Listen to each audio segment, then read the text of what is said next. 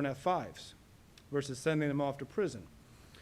So when that happened, we flipped from historically, Mr. Beach, we usually ran 70% of misdemeanors in the local jail versus 30% felons. Well, after 18, it has been flipped completely, and we average anywhere from 25% to 30% misdemeanors in the local jail versus those on felonies.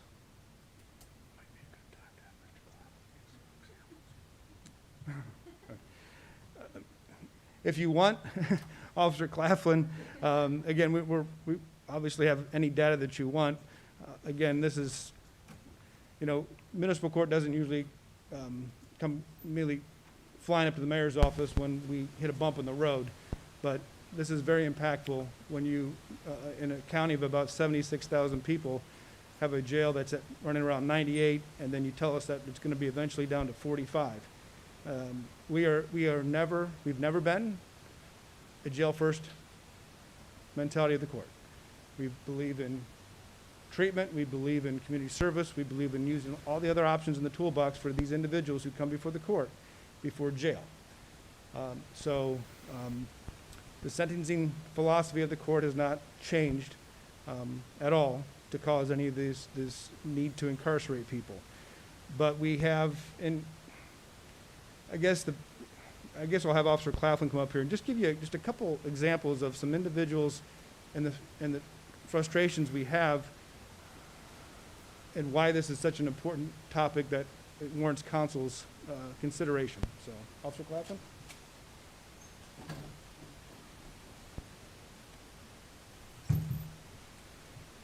Good afternoon. I don't want to go into too much detail, but an example we had here recently, we have an offender who has multiple violations on probation. The desire was to put him in jail, but we were informed that we had to reduce the jail population, so he was put on a GPS ankle monitor to try to keep him on house arrest and keep him contained. He has since decided that on the weekends he just won't charge it, so we can't monitor him and see what he's doing. We still can't put him in jail. So we're left with basically a situation where we have rules that we are intending to have him follow, and we can't enforce that. We have another gentleman who we arrested for a alcohol violation. He's on probation. He's on probation for multiple DUIs or other alcohol-related drinking and driving offenses. His wife's to the point where if she catches him drinking, she has to take his keys and her keys, lock them in her car so that nobody can get to him till the next day when her father can come to unlock the cars because he has the spare key. So he's taken to drinking and driving in his car and not going home. So he's driving around the city and the county drinking and driving, so he's not going home. Due to the reduction that was requested by us, we had to let him go and put him on an alcohol monitor, ankle monitor, that has not always worked the best in the past for this gentleman. I can go on for more and more if you'd like. We have quite a few examples we can give, but I think that gives a pretty good idea of just what we're facing here. I think as of this morning, I put out the numbers for everybody. There's a total of 77 people in the jail today. It's not 98, it's currently at 77. Of those, we only had 3 people on probation in jail at this point because we've done everything we can to try and reduce those numbers to accommodate the jail's request to try and reduce the population for them. So, officer, we are leaving some bad people out on the roads, quite literally, that shouldn't be out there. Yes, I mean, definitely. Whether it be on the road or whether it be, we have some ideas what this guy's doing when he turns off his GPS monitor. He makes these trips to Columbus and back. I mean, we can only imagine what those frequent trips are for. I guess to stay off for 23, so. Yeah, so I mean, I mean, his is not alcohol. I'm sure it's probably something else, but we can't put our fingers on it because we can't track them. All right, thank you. Alan, have we got any other timeline information from the sheriff at this point in time beyond what we'd heard last week? No, we are operating under the impression that the East Wing at some point in time is probably going to go offline because of the lack of staff there. We've not been told to another number. We've not been updated as far as what the jail, if there's a new number that they're going to be comfortable with. So that's the latest information we have. Mr. Beach, you've not received anything more. You've had some more communication with the sheriff than I have. The sheriff's office is in the process of attempting to recruit personnel. Sheriff's office told me they have 3 potentials. However, it takes about 8 to 10 weeks to bring one officer up to speed. So nothing's going to happen. So we're looking at reacting to this situation where we're going to have an outlay of money of some sort between people and equipment to get this done in a short amount of time. It sounds like it's relatively necessary is what you're telling me, Alan, correct? Correct. We really don't have a choice. It's been difficult enough for us to live within the numbers of inmates that the Justice Center has allowed to be present in the past 2 years. It was pre-COVID, they were having outside housing. We were probably averaging, 130, give or take, sometimes, between the courts.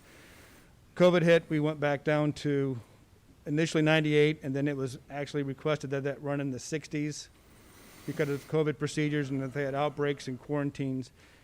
It had bumped back up closer, obviously you can tell, to 98. And so certainly that was always a problem, but we were living within our means, so to speak, in regards to that, understanding that that was not a long-term solution or something that we could live with, but understanding there was issues, hopefully solutions being worked on. But when we are told 45, that in my opinion, it's a crisis, okay?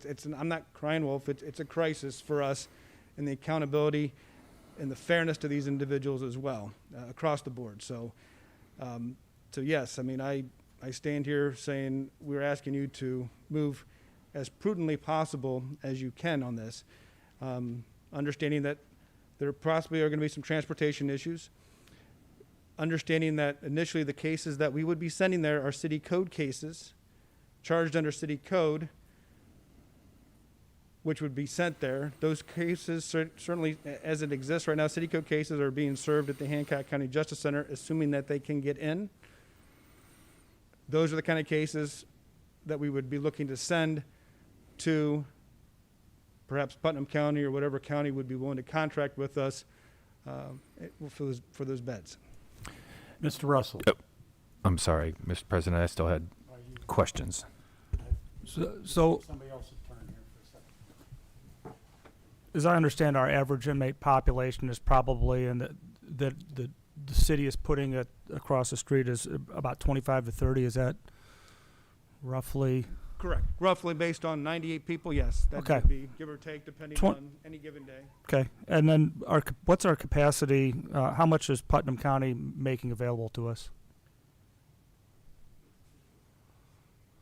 If I may, sir, in my discussions with the Putnam County Sheriff's Office, they indicated they have a 76 bed capacity. When I spoke with the jail administrator, they only had 18 folks in. So we have So plenty. quite a few. Okay. Now, they do also contract with Wyandotte County and some other entities to hold their prisoners, but I think they would have adequate capability to take our necessary overflow. So just doing some quick math, 10 inmates for a week at a $43 per day savings is a little over $3,000. So we're at $6,000 plus, probably $7,000 ish savings per week if we're sending 25 people to Putnam County. That can pay for a lot of transportation costs. So I think from there, this potentially is even almost a finance saver.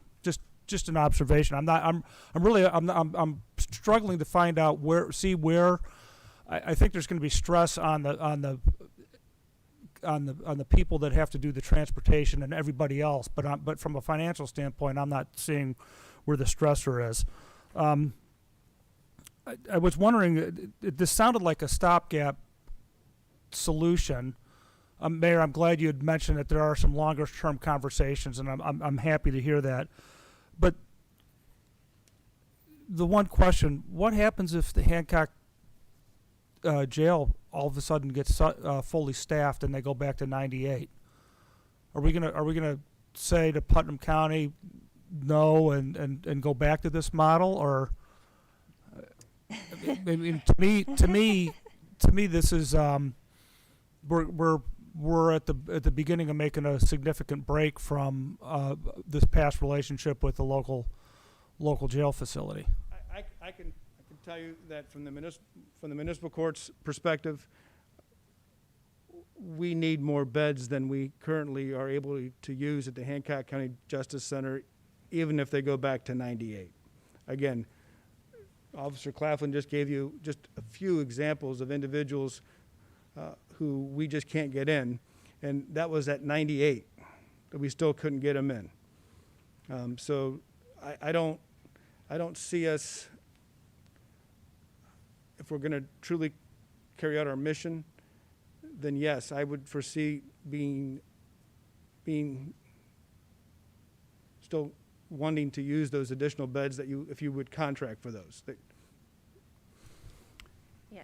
Mr. Wope, I'm sorry. I was just going to add to that. Additionally, we have over 2,700 outstanding warrants currently. So individuals that, if law enforcement interacts with them, we want to be able to, again, hold them accountable. And I would agree with Judge Hackenberg that I think that this gives us an opportunity to reevaluate how we approach inmate housing in Hancock County. And, certainly it would be my desire that we would, if the jail is able to get fully staffed, go back and we're able to start housing more individuals, that we start dealing with some of these individuals that have been turned away multiple times. And yes, they may not be an immediate threat to the community or someone that is a higher risk individual, but they're individuals that we owe the responsibility of letting them serve their time and to move on with life. Is my high-level financial view of this off base? No, I would say that you're accurate. Yeah.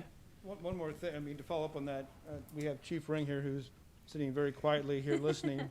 I think Chief Ring had to give a directive last week as regard to some policy and procedure, how your officers are responding to calls for service and encounters with the public when there is criminal activity. And I think it's pretty significant, the change the PD has had to make in regards to that information as far as the number of jail beds available for the entire community. And I don't know if Chief Ring wants to get too deep in the wings, but it's worth noting that there's been a change somehow in the law enforcement perspective as well. Sorry, Chief. No, you're fine. On the police department side of things, the main thing that we need to have is that place to take that fresh arrest. When you have that person that comes into town and steals a couple $100 from Walmart, and you go out and arrest them, and it's someone from outside the county that needs incarcerated so that they can guarantee that they show up for court the next day, we have to have that kind of a facility. The sheriff's office throughout this has said that they will take our violent offenses. They will take like our domestic arrests, our protection order arrests, those kind of things, that they would take those. But your nonviolent offenses and misdemeanors, like your petty thefts, even your low-level felony offenses like theft, where you steal over $1,000, that kind of thing, they weren't going to accept those. So I had to put out that we would basically go out, handle that call, and do it as a request for charges, which is basically just kicking the can down the road to where it'll go to a prosecutor, charges will get filed, and then they'll go to court. And then from there, it'll just be one of those deals where, okay, now they're in court. What do you do with them now that you don't have jail as an option? The PD would continue to like to use Hancock County for our fresh arrests simply because of the proximity. There would be some people being pulled off the road if we had to transport people to Putnam County direct from an arrest. And then potentially with arraignments and things like that, there could be some additional issues on the PD side. But I think kind of what this is geared more towards is those folks that have been to court and then have those sentences to serve. Let's get them out, transferred over, and then we hopefully have space where we can deal with the fresh stuff, get them into their initial appearances, and then go from there. Mr. Wobes. Chief Ring, while you're there, it sounds to me that we talk about the logistics, and Councilman Russell was talking about the savings on this just from a per night cost. if we're not going to pull anybody off their current duties, does that mean that all of the transportation then falls to overtime or additional staffing? It would fall to the shifts that we're working. When I've got 5 people working the road that night, if they made that arrest and they had to take to Putnam County, then we're talking an arrest that normally would take an hour to an hour and a half to do, it's gonna be about 3 hours by the time you get them, do what you need to do, drive them to Ottawa, drive back, and do the intake process in Ottawa. You're essentially adding about an hour and a half to each arrest that needs incarcerated. So we wouldn't have an additional cost, but however, be we would take necessary- that officer off the Right. street You for would twice the have- amount you of would have time a that would normally decreased- be. You would have decreased personnel in town for certain amounts of time. All right. So to me, is that a long-term viable situation, doing it like that? Not to me. That's Okay. why I wouldn't think that's so why either. I'm hoping that we can open up enough beds at Hancock County that we can still use them for those types of incidents. Understood. Chief Ring, thank you for that. My next question is then, I'm sorry, Alan, Let me go just- right Let ahead. me just follow up on that. Currently, from the Putnam County, they have indicated the restrictions on who they would accept would be sentenced individuals only, nonviolent, misdemeanors preferred, and obviously those who don't have serious psychological issues. So the fresh arrests would almost, at least with Putnam County, they would still be put into our local jail. They would be willing to take only sentenced individuals. So that's people who've been sentenced, who've been put on probation, who've got problems with, people who've been sentenced to a certain number of jail days. So I really don't see, at least with Putnam County, as it stands right now, they would not be certainly hauling fresh arrests from Walmart or wherever over to Putnam County. So I don't think that's going to be a major issue at all. And I don't foresee that being a good use of anything, especially if we've got room at the inn here in Hancock County. We'll see what happens with that, but we really wouldn't envision that having, at least based on that restriction from Putnam County, they won't take a fresh arrest who's not been sentenced. And again, certainly we envision, and we have to continue, and we would always want to continue to work with the sheriff and the justice center and the jail, because whatever we do is always going to be with the jail, even if we go down the path, which I hope you'll consider, and we're excited about this, our community alternative sentencing center. That facility would be always in conjunction with the justice center, with whatever that may look like existing or certainly any future. So we're not advocating that we abandon the justice center at all. It is still, it's very convenient, and it certainly makes sense for a lot of things, and we will need certain people to be always housed in that facility that we deal with. Again, what we're talking about is getting a lot of these people who just owe jail days. Councilwoman Warnick, you mentioned the non-violent, low-risk offenders, to get them out of the hardened jail into facilities that certainly we can house them at for their 10 days, 10, 20 days, whatever that number may be. So, Alan, do we have a current obligation or contractual agreement with the county for use of their jail? we do. And so by us doing these contracts, are we in violation of that agreement? I don't believe so, Don, right? I mean, we just have a contract that if we use their facility, then that's the contract. It's not an exclusive contract with them. So it's simply at will. If we decide to use them, we don't have to take our prisoners there to Right. some certain degree, as far as numbers per month, anything like that. We don't have any contractual financial obligation to them. So it's really just, our agreement is simply just outlays the costs if we use them. Hey, I've got a quick question. We haven't talked about the female population. Was that affected, the staffing, because, Yeah, good question. When we were meeting with the sheriff last week, he said 30 males and 15 females. that was addressed.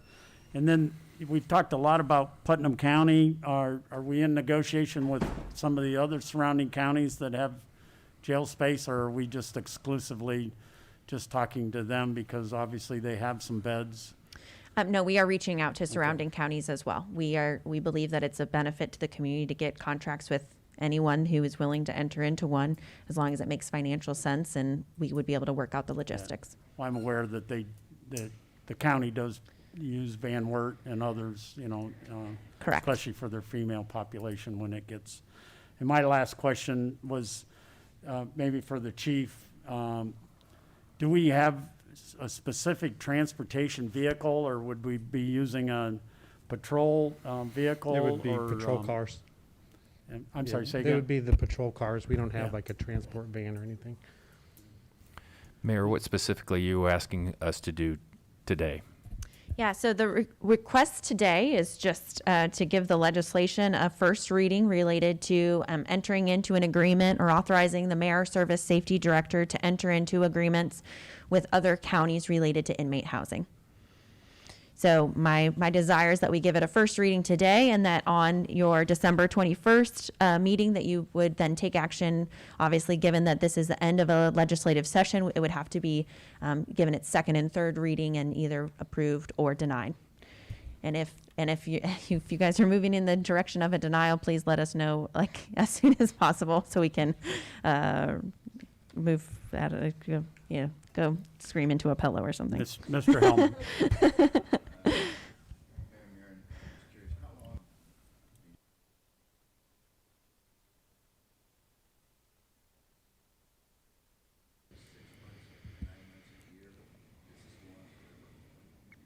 So going back to Councilman Russell's point, there may be a benefit of us using these long-term, even when the jail is back up to its full capacity. I don't believe that the jail is going to be up to its full capacity from the time that they, obviously we're already titrating the numbers down. I would expect that it is 6 to 9 months at least before they would be back up to full capacity, but that is just a guess. Any other questions or comments? Mr. Wobser. Sorry about that. The cask. Yes. This seems to be your next best viable alternative to help alleviate this problem going forward. This would cut down a number of people that we would use the Hancock County Justice Center for, and potentially sending others to other counties, correct? Correct. What do we need to do to get this jump started? If this is our next best option. Yeah, so Candace Griffith, who is unable to be here today, has been in exploring and pulling together information. I know a number of the staff have done site visits to other casks. I think there's a couple in the state of Ohio, as well as a number of them in Indiana.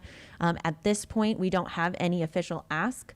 Really, probably in the next month, I would expect that we would be coming to you with kind of our proposal of getting a firm to assist us in developing a plan and kind of strategy to build out a cask. And what it is it is a kind of misdemeanor facility that would allow for treatment and kind of additional rehab services. And, some folks say, okay, so it's like work. Well, yes, but on steroids, which I don't know if that's a great analogy in this context, so I apologize.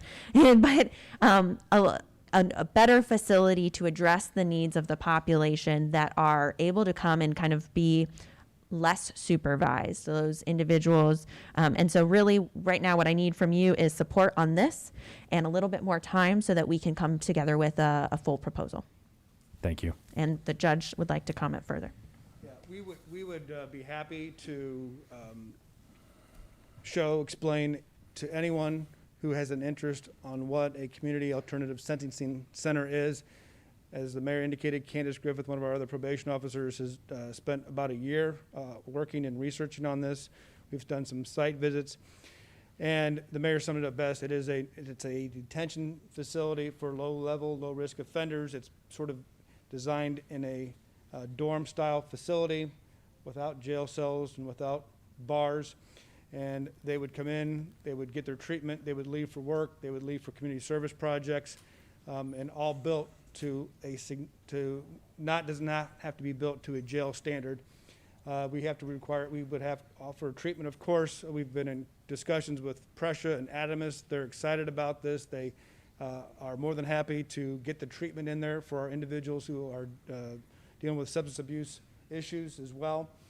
And it's a pretty interesting concept, and it's certainly vastly different from a jail. But again, it's not a replacement for a jail, because there are individuals who just will not be amenable or who would be able to even be housed there. But we would welcome anyone who would like to have a little bit more information on that. Just give us a call. Come on down or up, depending where you're at, to the second floor, we're happy to enlighten you, show you what we've come up with and what we're looking at, and educate you as much as we know. So Judge, this would be in conjunction with the county or not? I would love for this to be in conjunction with Hancock County. I think it should be. I think everything that we do, our criminal justice system, as the mayor indicated, it's not for the city of Findlay only. It is obviously a county-wide system. And Findlay is right smack dab in the middle of Hancock County, so I think this certainly should be a joint effort if it can be done with our county commissioners, because everyone benefits in the county and certainly in the city. Thank you.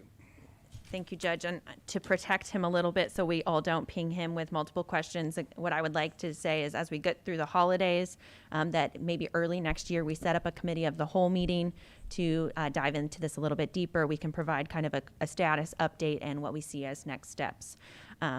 But yes, I completely echo the judge's sentiment that this should, law and crime doesn't stop at community borders. We need to work together on this. We believe it's a large community benefit. We've been kind of doing our initial research just so that it is moving forward, and we're happy to take the lead on furthering those conversations. Mr. Niemeyer. I'd like to make a motion that we vote on ordinance 2021-122 for the first reading. Yep, okay.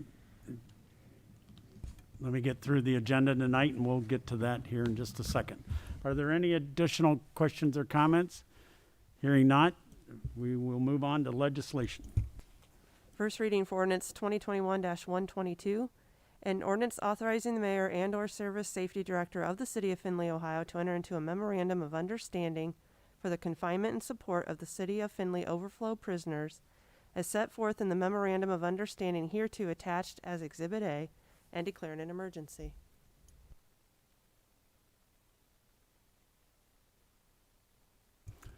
Is there any other business before council? If not, I will entertain a motion to adjourn. First, Mr. Russell, second, Mr. Palmer. All those in favor of adjournment say aye. Those opposed, nay. We are adjourned. Thank you.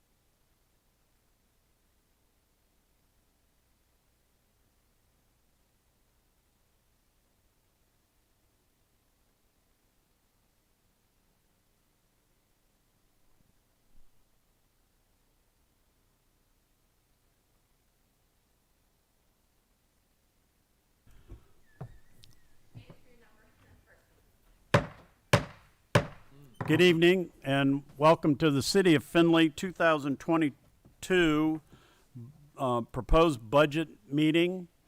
At this point in time, I'd like to turn it over to the mayor. Well, thank you. Good evening. Appreciate you all being here. Hopefully you've had an opportunity to read through the detail of the budget. This evening we will be in kind of our traditional format, giving you a summary of the proposed budget. The majority of the departments have in the strategic planning section of your binder there in the back, the letter from myself, as well as then the budget summary sheets that we put together that kind of give the highlights. That's what our department heads will be going off of. But first we have a couple of departments, including civil service, law director, and planning and zoning, which you don't have sheets for, but those individuals will get us kicked off. There is water in the other room and we'll have snacks here later, so appreciate your attention. We'll try to move through this in an efficient manner, but also making sure that we address all of your questions this evening. Are there any questions before we get started? All right, thank you. Well, then we're going to start it off with our lovely Deidre. Quick, when you come to the mic, will you please introduce yourself, because we are live streamed. Some of us know who you are, but others probably don't. Thank you. Sure, I'll be glad to. My name is Deidre Ramthen. I am the clerk for the Civil Service Commission and the Engineering Department. Civil Service Commission members are Tom Kemp, Jeff Fort, and Chuck Clapper. Unfortunately, Chuck could not be with us tonight. I just wanted to mention that it is nice to see you in person this year instead of on a computer screen. But, you know, we all did what was necessary given the circumstances last year. To start off, the Civil Service Commission continuously reviews and monitors our budget in order to be good stewards of the citizens' money. This past year, we revised the way we advertise for civil service examinations for our classified positions which are subject to examination by reducing the legal ad notice in the Courier, which is a savings of approximately $600 to $700 per exam. This is evident in Object Code 445101, the legal section, the legal line item. This isn't a huge savings in the overall city budget, but we do look for ways to minimize our budget as much as possible and still maintain the services to the public and the city administration. The civil service budget is directed by the number of entry-level tests required for new hire appointments and for classified positions, and for probationary and promotional testing for the police and fire departments.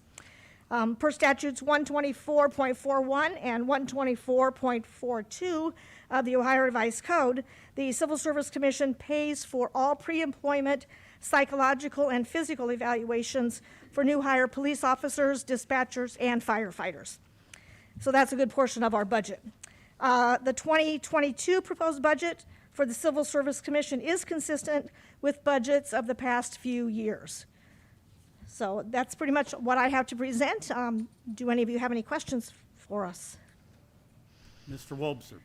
Deidre, any costs going up in the next 2 years? I mean, your numbers aren't going up significantly, only about $12,000 over the next 2 years. Anything that you're seeing that's escalating at a faster rate than others? No, not necessarily. I noticed this year in the budget for the pre-employment psychs and physicals, that has gone up. But we've also kind of offset that a little bit by reducing the amount that we pay for the Courier for our legal ads. Do we think we're going to continue to do as many tests? I do, as many or more, possibly.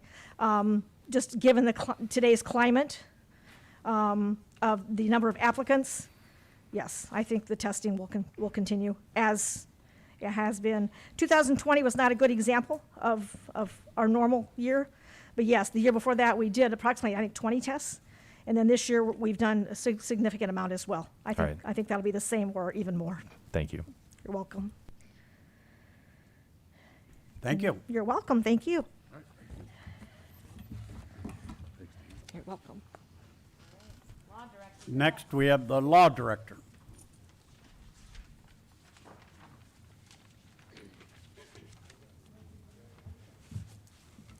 As you can see, the budget for 2022 is 705. Last year's projection was 676. So it's kind of flat between the 2 years. We did have a case and still have a case continuing that we've paid some legal fees on, and that will shortly come to an end. And that's probably the biggest budget bust that we had in my budget. But other than that, we have some new prosecutors, not new, but 1 year, 2 year in. So they're not quite up to what the other prosecutors are making as well. So, do you have any questions for me? Thank you. Not even one from Slough. God, We can come up with one. Let's see if. I had you all set up to make me look smart. That's a real tall order. Well, then we'll give you 5 minutes. They're ready for you. He'll be down in just a moment. He was caught up with Mr. Fort. Just has to grab a sheet. Yeah, you wanna go? Sure. How about we move forward and we'll do the police department? You care if I take this off? Thank you. I'm Robert Ring. I'm the Findlay Police Chief. Our budget 2022 is coming in with all of our departments with dispatch, disaster services, those kind of things. We're coming in at right around little over less than 10.3 million. Roughly plan on turning in about 700,000 from 2021's budget. Some of our highlights in 21, we were able to complete a training room at the old city gym over at the Parker building. A upgrade occurred up in our dispatch center with some desks and some items up there to help the dispatchers in their workspace. We replaced several cruisers, some plane cars. Currently in the final stage of the VHF radio project, getting that up to where we'll have a backup system. That is a backup system.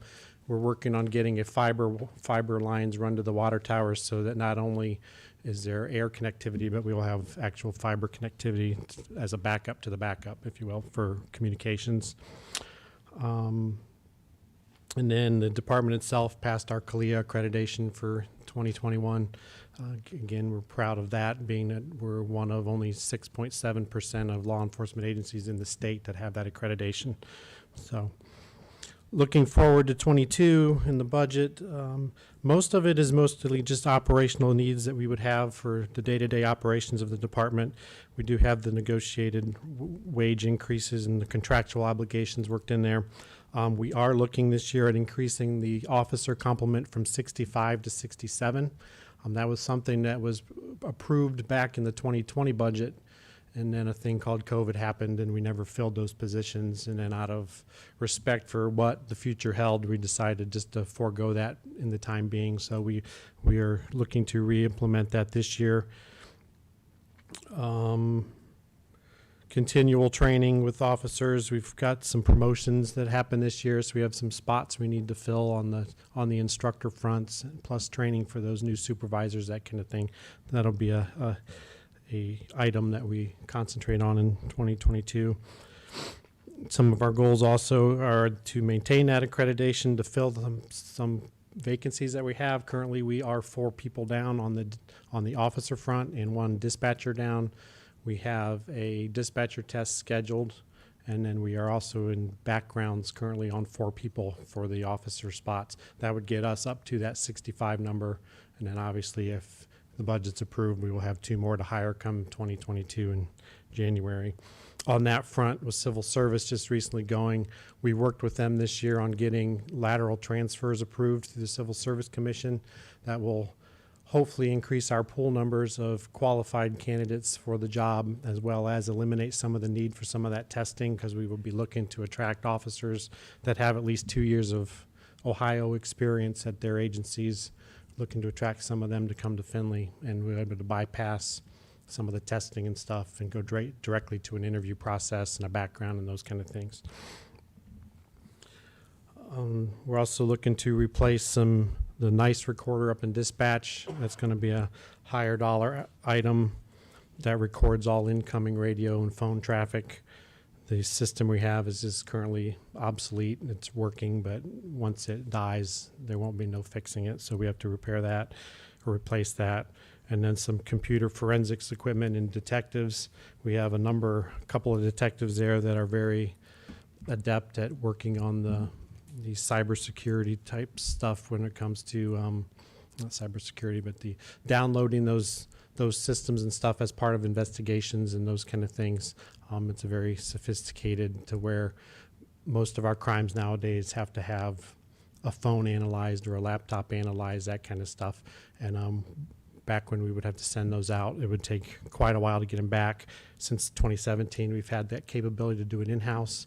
It's just with technology and all that, we need to upgrade some of that so that we can continue to use it. Just an example, we did 90 exams in 2020. We've done 150 so far this year, and we're expecting that to grow as the future goes on. Also on the front, we need to replace a few cars, 4 cruisers and a couple plain cars. We were approached by the sheriff's office with regards to purchasing an armored vehicle called a Bearcat, going in on that. That's something that we are looking at. Nothing's set in stone though. And then on the grant front, we've applied for an Attorney General's Office grant. There is 24 hours of mandatory training coming in 2022 for every officer, from me on down to the lowest guy. And that grant will help offset some of those costs, where they will be paying up to 50% of the officers' salaries for that training. It's a statewide grant, so we're not guaranteed 50%. It kind of will be divvied out among who all applies. So, and being that it's mandatory, it could be a little bit less than the 50, but we've applied for that. And then obviously with the governor's recent announcement of the $250 million for public safety, we'll be looking at what those opportunities are moving forward. Any questions? Yeah, Chief, I noticed we're adding a dispatcher, yet the personnel service line only goes up about $8,000 from original request in 2021 to 2022. Is that a typo? How do we add ahead and only add? Some of the personnel costs have went down because we've gotten younger in that room. There's some folks that were more around quite a while. One of them is leaving come the beginning of January or the end of December, and those kind of things. But yeah, it's worked in there to where that's where the numbers came to, so we should be good. In the computer services write-up, they mentioned something about doing dispatching at a fire station number 4. We do. We have a somewhat of a backup system out there. Okay.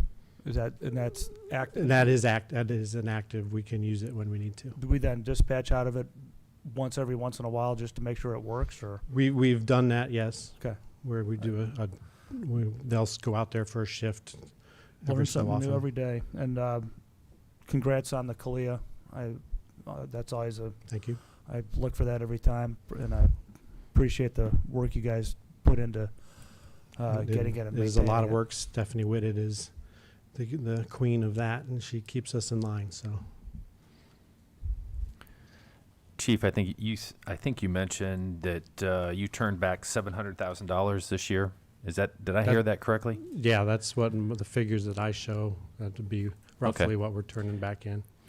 Where did that 700 come from? It's a variety of things. When we plan our budget, we have to kind of prepare for worst case scenario when it comes to, do we have to road flares, evidence collection stuff, overtime, all those kind of things. We have to kind of prepare for a worst case busy year where we have to spend a lot of money to keep all those day-to-day things that we might need. But we don't always spend all that money. Because if we're going along and we've got a nice supply and stuff, then we may not buy things like that. We also, just with regards to being down the number of officers that we're down, I mean, that helps the salary line and benefits and that stuff when you don't have those expenditures. So kind of it's just kind of depends on how things are going and what we need to do to buy the supplies we need, those kind of things. And then obviously personnel costs. who's coming, who's going, that kind of thing will play into it as well. Okay. Mayor, are you going to give us your overview? You kind of skipped over that. That was number one on the list, was the overview discussion. And not, Chief, I apologize not to get No, you you're fine. out of have to answer more questions, but I was just asking, Mayor, are you going to go back and look at your overall? I was planning to go through kind of the graphs and overall cash position at the end. Okay. However, I'm happy to do that at the beginning. I Nope, figured you end's have fine. all hopefully reviewed it enough to feel comfortable digging into the summaries, and then we can do a wrap up at the end. That's very good. Thank you. Thank you, Chief. And Any other questions for the chief? Thank you. And I was just going to add, obviously, an additional thanks. This is a time for all of our departments to reflect on what they accomplished in the past year and as they look forward. And you'll hear a lot of kudos tonight because they're well deserved. And, when we talk about being able to give those funds back, we prepare for the worst, train for the worst, hope for the best, and we execute effectively. And that's why we're able to give dollars back. And so when we talk about, year over year, we've presented the deficit budget the last couple of years. We're comfortable with doing that because we trust the management of our departments and being able to, when we develop their budget, we say, tell us what you need to do to be able to do your jobs to the best of your ability. And then we trust them to work through in management, and then we hold them accountable real tough. Every week we're talking about their budgets. So great work to the police department. All right. Matt, sorry, we're chugging along. So if you're all right, do you want me to pass something out? You can get talking. And then, unless Council President Harrington disagrees, this is a conversation. So please feel free to ask questions throughout. We'll try to just speak up if you have a question as they go through. I have a question. How do you spell your last name? I've never been able to do that. I'm just kidding. Spell it So, or say it. Matt, you weren't in the room earlier, but when you do go to the microphone, if you would introduce yourself, because we are live streamed. Thank you.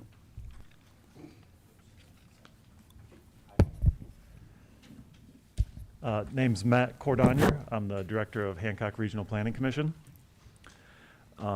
Our budget request, I believe, is $138,500.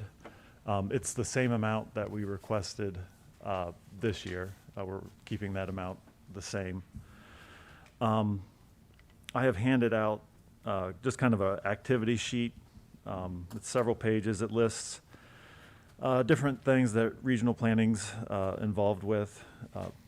In general, we provide planning services to the city and to Hancock County.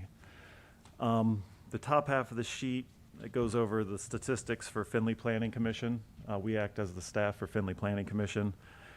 So that reviews the number of cases that were brought before the Planning Commission this year. We also administer the Downtown Design Review District. We had 24 cases go through that process. We administer the city and county revolving loan funds. The city revolving loan fund, we had 0 new loans this year. And our current balance, not including December, is $585,000. The county balance is $448,000. Both of those had no new loans this year. And that doesn't necessarily concern me. We just see the number of loans requested from the program just vary depending on different economic factors. So at this point, with the city revolving loan fund, one of the goals of the program should be to spend down the balance of the loan fund. The state of Ohio requests that we get that down to about $150,000 or $100,000. So that's something that What happens if you don't do that? they can, as we apply for new grants, they can tell us, we're not going to give you the grant money, just use your balance. But we are looking at various options to utilize those monies, as the mayor might expand upon. I was just gonna mention, I saw you all perk up when he said, and there's a pot of money to spend. I guarantee you that we are looking at effective ways to invest those dollars. So one of the things that we as a team have been talking about, and we consider regional planning part of our team, we work together constantly and really appreciate him with Matt and Lizzie and Jacob and Wesley, that they just do all a wonderful job. But those dollars have to be used for specific CDBG kind of qualifying projects. So there are either income qualifiers or types of specific populations that we need to focus them on. And so we have identified a number of infrastructure projects. If you recall, we've used them in the past for some infrastructure projects. So we'll be talking a little bit more about those dollars during the capital conversation. Thank you, Mayor. So we also help administer the Findlay CRA, the Community Reinvestment Area. We had 7 exemptions granted for 7 different projects, and that totaled $6,948,000 in investment. And getting used to bifocals is tough. Yes. Are there any plans to evaluate the effectiveness of the CRA, the revenue it generates versus the cost of having it out there, and how it's impacting tax-wise, not only the city, but the schools and the county? I would say not at this time. There's no plans for that. And then out in the county, we approved 92 lot splits, 30 new addresses in the county, a couple new subdivisions, and various things. The next couple pages are just different, goes into further detail, some of the responsibilities like Downtown Design Review Board, Planning Commission, et cetera. In 2021, regional planning was a part of a lot of different grants. Now, some of these grants we didn't do completely by ourselves, some of them we did, but the grants that we were closely involved with totaled $1,396,000 for 2021, and the total grant dollars brought in from 2010 to 2021 is just over $15 million. And there's a description of the various grants that we're involved with. And then on the very last page are the active grants. So you can just see there's 1, 2, 3, 4, there's 6 grants that we're currently administering. And that does not include, there's quite a few grants that we've applied for that aren't on the list that we anticipate on getting. So that's my quick 7 or 8 minute summary of kind of what's going on at regional planning. I do think there's a lot of information in the packet, though, if you're curious. Yes, Grant? You mentioned GIS, and Jeremy, is that the same GIS system that engineering's using? Is that, are we working off of one platform? We are not. So the city, we don't work off the same platform. We do share data. I would really look forward to the opportunity to working from the same platform, though. There's a big guy coming behind you, so yeah. Yeah, so right now we're kind of in a transition period. We're transitioning over to ArcGIS. There's still a lot of work that needs to be done with that, and that's kind of one of my objectives this year is to kind of get on that, so that way we can bring in, information that HRPC has, fire department, police department, all those, and there's a lot of capabilities with it. So in the grand scheme of things, right now we're not together, but we do want to be kind of working all together on one. Jeremy, you'll be happy to know I will not ask this question during your presentation, but I asked because you were both here. Yeah, no, Thank that's you. fine. I appreciate it.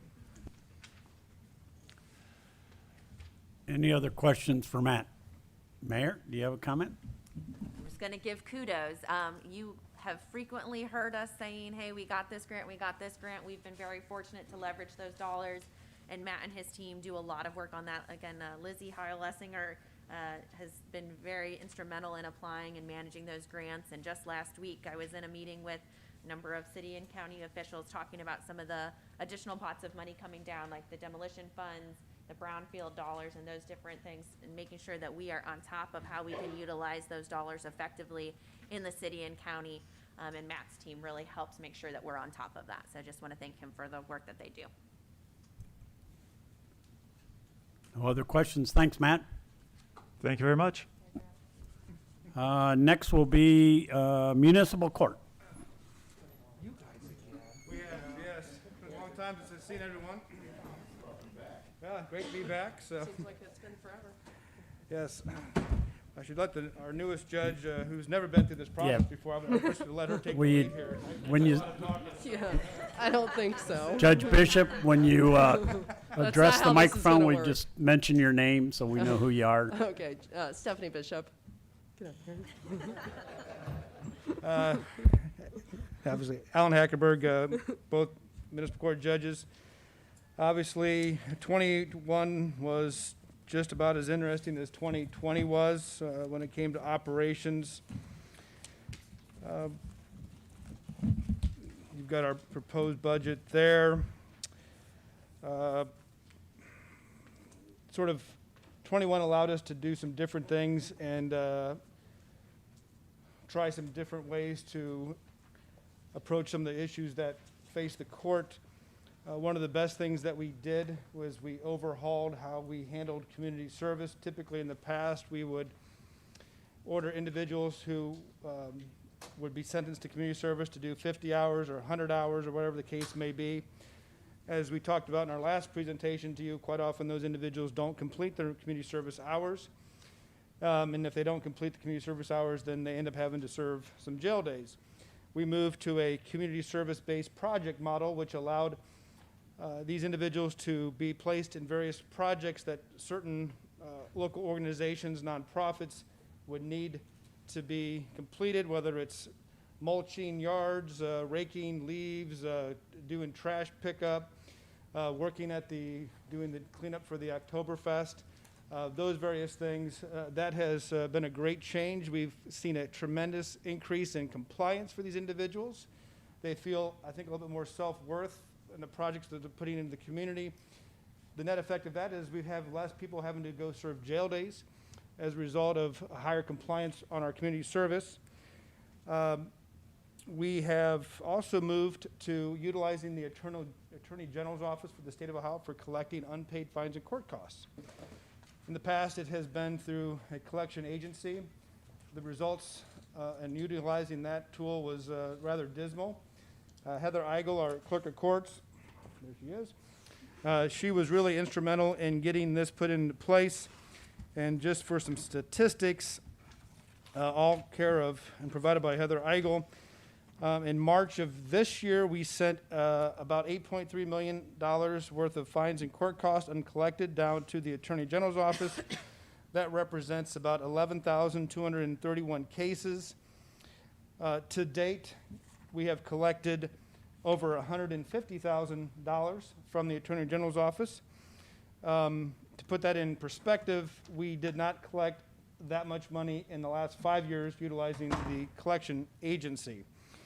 We haven't gone through a tax season yet, so 2022 will be the first time this agreement will be in place, and so we expect, obviously, a significant return on that as well. Parenthetically, currently the Findlay Municipal Court is owed about $13 million. Of that, over $6 million of that is just in jail housing fees, referencing, obviously, our earlier discussion as well. This process, utilizing the Attorney General's office, is actually fair to the defendants. The previous agency, the collection agency, would assess a 30% collection fee to all outstanding amounts sent to them. Attorney General office does 10%. So it's obviously fair to the defendants as well. We had successful DUS days and safe surrender days where we try to get in front of these individuals, help them out versus punishing them. We want to try to get them licensed so they don't commit reoffending, driving or suspension. Our safe surrender day, we try to get these individuals in here so they can clear the warrants so they don't get picked up, arrested, thrown in jail. We give them a chance to hit the reset button. None of them get out of their sentence. They get a chance just to hit the reset button to complete the sentence.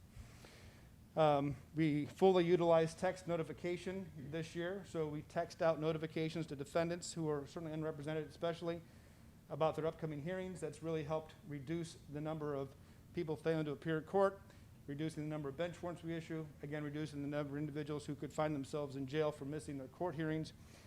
The next big thing the court is pushing for and is in the process of will be e-filing, to certainly allow filings in the court be made through email. Again, that will reduce some foot traffic to the court, less in-person filing, certainly all cognizant of COVID, and certainly that not going away and whatever next will appear on the radar. So technology's been a great asset to the court. However, Judge Bishop and I both certainly believe that we need to hold people accountable by having contested hearings. We want them in court, so the trier of fact, whether that's a jury or the court, can certainly gauge the credibility of witnesses on the stand, their demeanor. It's certainly a lot easier for us to see whether someone's being truthful and honest in person than sitting through a Zoom camera. God knows what they've got in front of them that they're reading from or who's coaching them and that kind of stuff. So we will always have a need for in-person hearings, but certainly the miscellaneous hearings, the less significant ones, especially on the civil side, we're trying to use technology more to minimize those individuals coming to court when they really don't need to for what that hearing's about. Judge, I've talked enough. I'll let you talk about some more or answer any questions. One of the things that we were also going to address with you here today, and we already have, I guess, is the cask facility. So we're hoping to be able to present something more formal to you over the next few weeks. Hopefully, anybody that has any questions regarding that can contact us directly, and we'd be happy to go through some of that information with you. It's something that we're excited about, hopefully exploring here in the community, and hopefully we can make that a countywide project rather than just a citywide or the county itself. Hopefully we can work with the city and county officials to get something up and running to address our needs here in the community. So I think that was all in regards to that. Do you guys have any questions? Anybody? No? All right. All right, well, thank you again. Certainly always available to talk to anyone who would like to have follow-up conversations. Thank you again for council support year after year. It's great to have a relationship with council working forward and addressing the problems that we've got, and it can only be done with the help and the support of council as you have always provided. So thank you again. Enjoy your evening. Thank you, Judge. I'm not, We are going, wait, let's see if Brent's yeah, out we're there. way ahead of schedule here. I'm not sure if there's anybody. Well, you know what? Amanda's here and she has a little one, so we'll let Okay. her go. And then Sounds she great. can leave. Amanda, come up, introduce yourself, and give your report then. Thank you.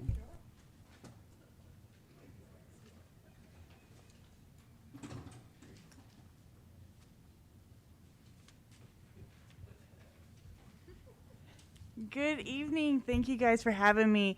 My name is Amanda McGee. I'm the incoming airport director for the city of Findlay. Hopefully you'll stop out and I'll get to meet you. Looks like in 2022 we're going to be losing our clerk. She's going to be the full-time clerk at the cemetery, but we did open a new position called the operations coordinator, and that's filled by Kyle. So that'll have an impact on our budget for 2022. We do have some corporate tenants leaving the airport, as well as corporate tenants incoming to be based at the aircraft or at the airport. So that'll put our staffing at 5 full-time employees at the airport. In 2021, we were able to purchase a new John Deere tractor, and we were able to replace the furnace on our terminal building, and we were able to paint the fuel truck storage building. In 2021, they went ahead and installed the new storm drains for the terminal building, did a bunch of other upgrades to pavement and buildings at the airport, to include a new roof, so thanks for that, whoever had a hand in that, appreciate it. In 2022, we want to go ahead and fully implement a new point-of-sale software system that will streamline the way we do business and make things more efficient at the airport. We're also going to be replacing some equipment with some newer stuff, just getting rid of the old, bringing in some new, because it's exceeded its 20-year life at the airport. We also need, we're also going to be undertaking a new construction project on the north apron to improve our parking situation for aircraft, because we are getting more aircraft that are heavier. Cargo operations we have seen an uptick in cargo operations. And we will be moving our operations into the Michael Terry Terminal building once the capital improvements have been done on that building. Just because it's more of a focal point for the airport, I've been there a couple of months and I've seen pilots, passengers, even people coming off of Lima Avenue go straight to that building because they just assume that that's the terminal building. And then we will obviously be maintaining our 96% hangar occupancy rate, which we've achieved this year. And then we will be publishing our minimum standards and regulations for our airport operators. So comparing numbers from 2021 to 2019, because as someone said it before, 2020 was not a good year for comparisons. It looks like our fuel sales for Jet A specifically, we sold 178,000 plus gallons of jet fuel, which is a 6.6% decrease from 2019. But we sold 22,000 gallons of 100 low lead, which is actually a 28.5% increase from 2019. And so for our 2022 budget, we are requesting 143,000 plus more dollars than 2021. Do you have any questions for me? Yes, sir. Hi, Amanda. Welcome to Findlay. Thank you. I'm sure you've met my friend Bruce Ziegler. I'm sorry if you have. I haven't, but I'll let him know you just said so. Everybody knows Bruce would have said the same thing. Concerning the corporate tenants, do we have a waiting list? Are we capacity bound? If we had more space, would more corporate tenants be there?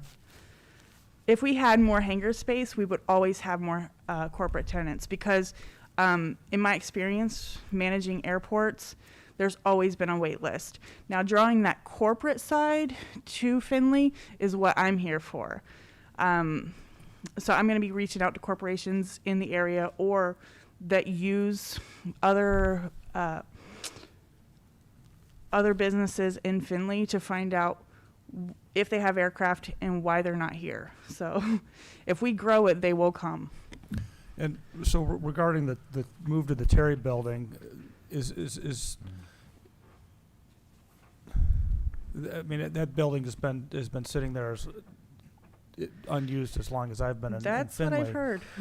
Is there a thought to putting together a 5-10 year capital plan, whatever future? What's the airport going to look like in 5, 10, 20 years?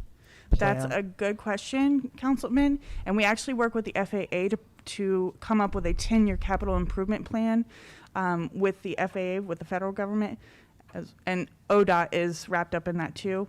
And then with the city of Findlay, Jeremy has implemented a 10-year capital improvement plan for the city.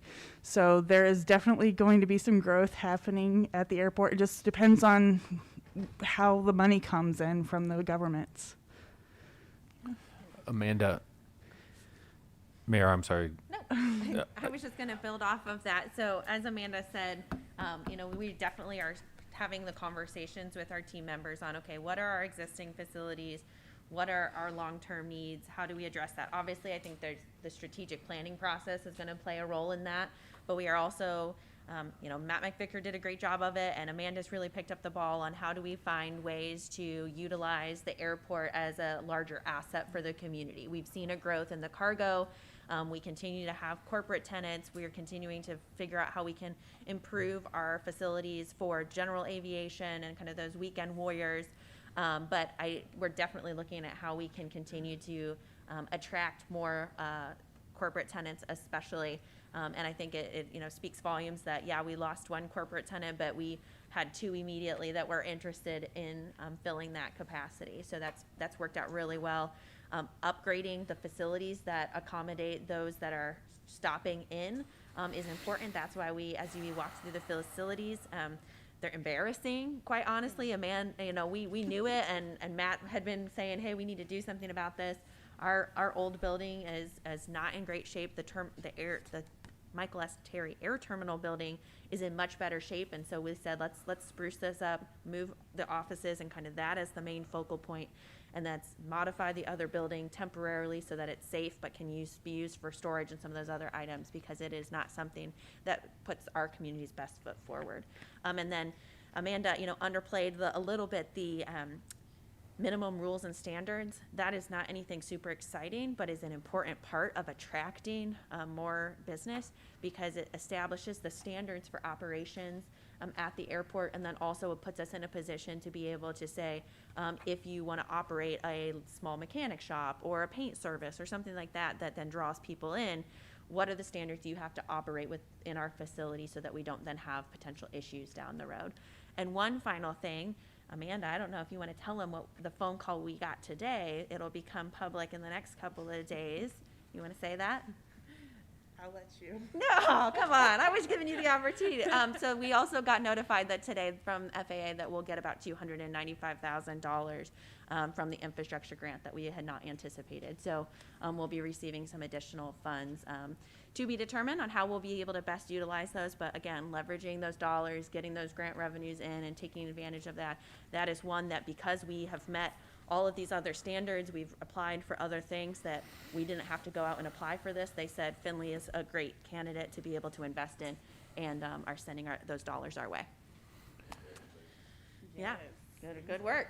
Amanda, do you have a timeline for, I guess, doing your, almost sounds like a market study or facilities study to come back to us and say, hey, here's what we need to look like, here's our opportunities that we're losing out, things like this? Do you have a timeline to get that done and get it to us? It'll be done in 2022. I don't know what quarter it'll be done, but it will be done, because I'd like to study the market as well to see who's flying what times of year as well.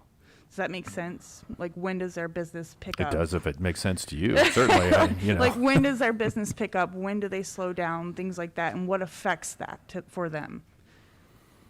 All right. I would suggest, obviously, that is going to be high on our list on our strategic planning situation, as the mayor mentioned. And so the more data that we have, the sooner the better off we're going to be. Thank you. That sounds great. Are there any other questions for me? Thank you, Amanda, and welcome to the team. Oh, thank you. I see the chief's here. Are you ready, Chief? Sure. All right. Go ahead and come on up. I applaud your efficiency today. I was picking my car up at the shop, and I got a text that said, we're running about an hour ahead of schedule. So I broke some speed limits. I'm glad the police department was in here giving you an update. So it's good to see all of you again. Do we do any intro, or do you just want me to go right into it? Josh Eberly, I've been fire chief since 2015, and been with the department since 2000. So done this particular council budget update a couple times now. So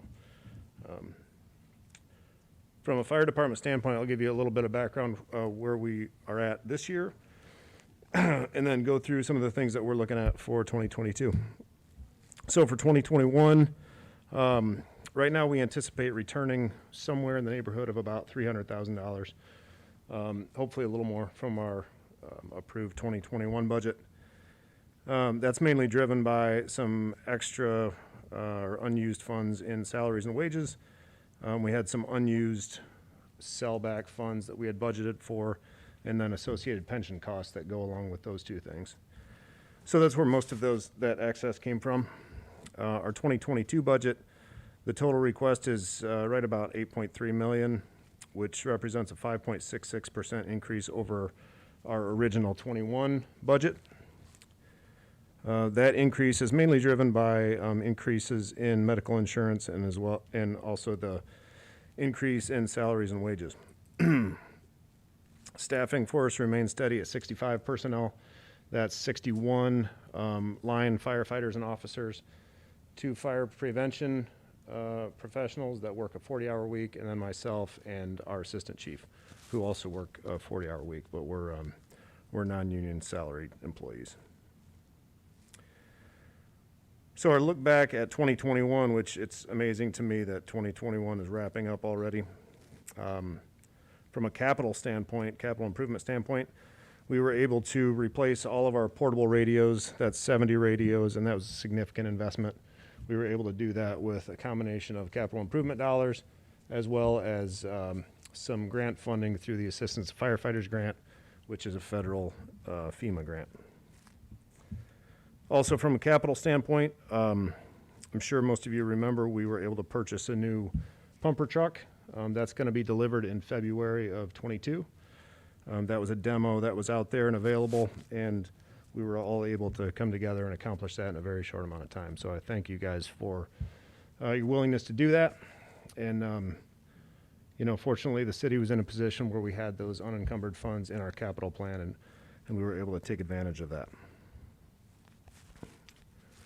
From the operational side of things, in this past year, we did a number of things. Finished up a multi-year project that upgraded all the lighting in the fire stations to LED lighting, mainly in the apparatus bays. So we've been working on that kind of consistently for about 4 years. We did about one fire station per year. So we wrapped up that project. We held Camp 911 this summer. That camp is a week-long camp for pre-kindergartners. We hosted 200 children with other first response agencies from across the county. That's down at First Presbyterian Church, but the fire department kind of takes the lead in some organization of that and coordination, so we're pretty proud of that. We hired 4 firefighters to replace retirees, and we promoted 1 captain. We installed electronic display boards at all 4 of the fire stations. We had 1 previously at Station 1, and we installed 3 more at our other stations. And that was a continuation of the project a couple years ago where we purchased the Tyler technology software for dispatch, police, and fire. So that was an extension of that. See, also this year we filled a vacant fire prevention position. Firefighter Eric Wilkins is now Fire Inspector Eric Wilkins. So he's doing a great job for us in that capacity. We sent 4 technical rescue team members to a week-long school in Indiana called the Indiana River Rescue School, which is pretty intense water rescue training. And we also sent 9 officers and firefighters to Bowling Green State University's State Fire School. So looking ahead at 2022, we've really got 3 kind of overarching projects that are going to take us, are the big ones for next year, and it's going to take a year-long commitment. Actually, the first one is to get that new fire truck in service. That sounds like an easy thing to do, but it's actually kind of an in-depth process. So we'll get that in February. It'll probably take us, I hope that's in service within 4 weeks of us getting it. And then we also have the process to sell one of our existing fire trucks. That's another kind of long process that we have to abide by a lot of requirements to sell a vehicle like that. So that'll take us a little while to accomplish all of that next year.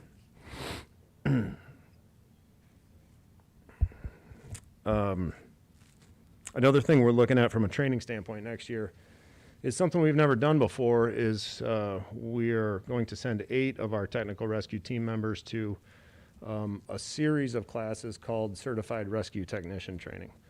So what rescue tech training is, there's 6 different disciplines. Each one has its own week-long school that will take somebody to the technician level certification in that particular discipline. Put all 6 of those together, and they're certified rescue technicians. We've never done that before because it's kind of an expensive endeavor. We received some grant funding to pay for the tuition for that next year. And if memory serves me correctly, I believe that was the tuition for those 8 members was $44,000, I believe. I believe it's a good investment for us because those 8 members can go to that training. They can come back, not only serve the community in that capacity at the technician level, but they can also be used as instructors for the rest of our department to bring our skill level up a little bit higher. So that's something we've never tried before. I'm really looking forward to that, and I know those 8 guys especially are looking forward to that. And then the big one next year is related to the Strick Center. We're in a really, really good position from a financial standpoint for that right now.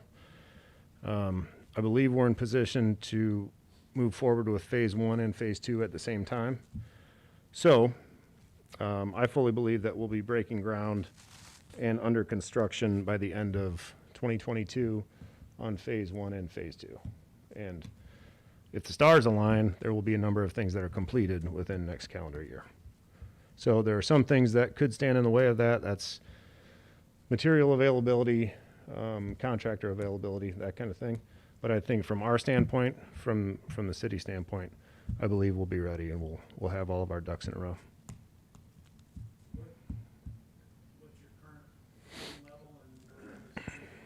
It's a good question. So the fundraising that we've done locally, we're right at about, including the city's contribution of $250,000, we're right at about $725,000 right now. And that was a combination of local government, nonprofit, and private dollars. The Hancock County Firefighters Association just last night voted to donate another $20,000, and we'll have another local funding partner that we'll have an announcement on very soon that is going to contribute to that. So that was kind of for the phase 1 funding, which is the non-burn building. The burn building for us was phase 2. And Hancock Regional Planning Commission, on behalf of the city of Findlay, had applied for a grant to the state, and they were approved for that. And that was the one that was in the amount of $755,000. Of that, this will be able to use $705,000 for construction of phase 2. So where that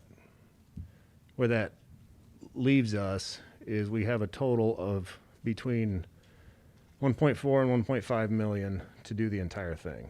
So we're in a fantastic position from a financial standpoint.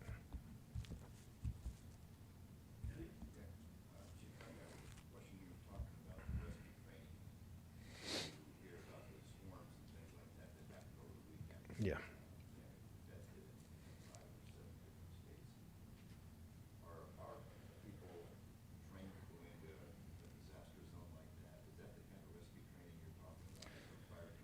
Yeah.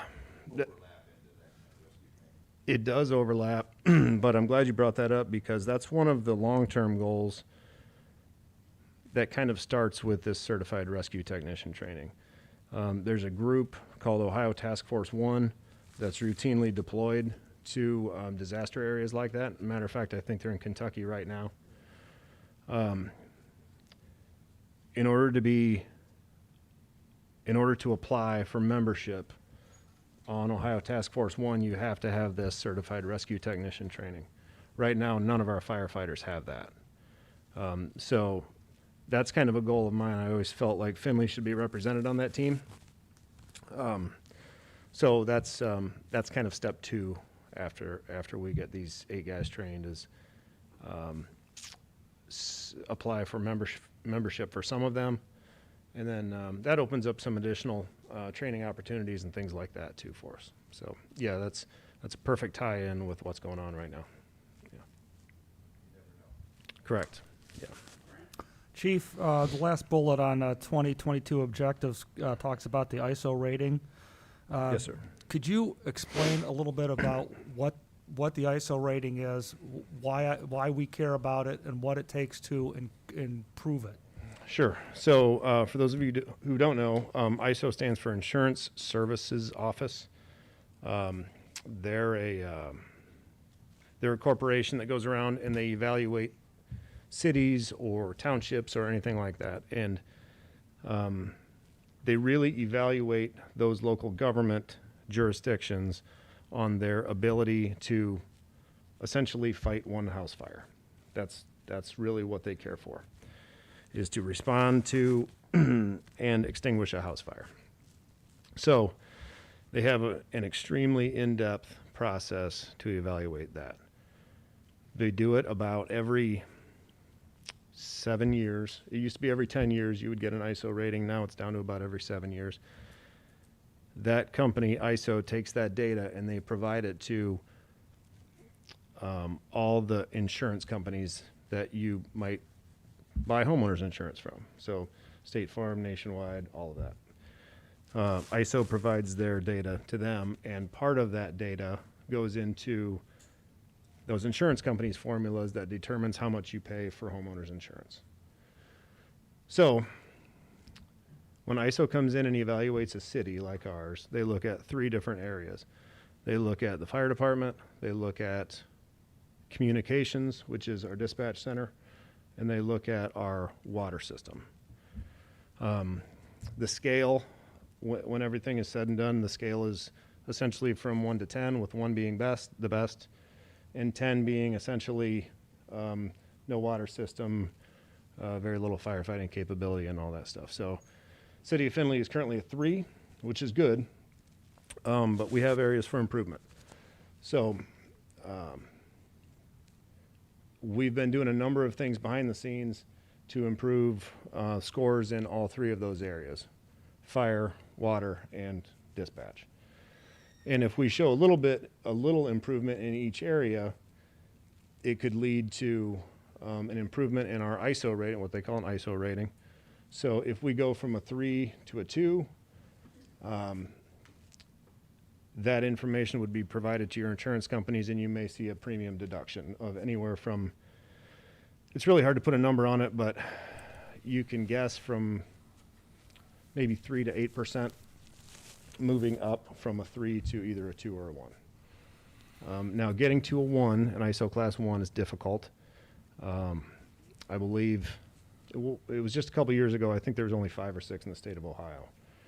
But it's not out of the realm of possibilities for Findlay to get there, and that would be my ultimate goal. But it does take a multi-year commitment.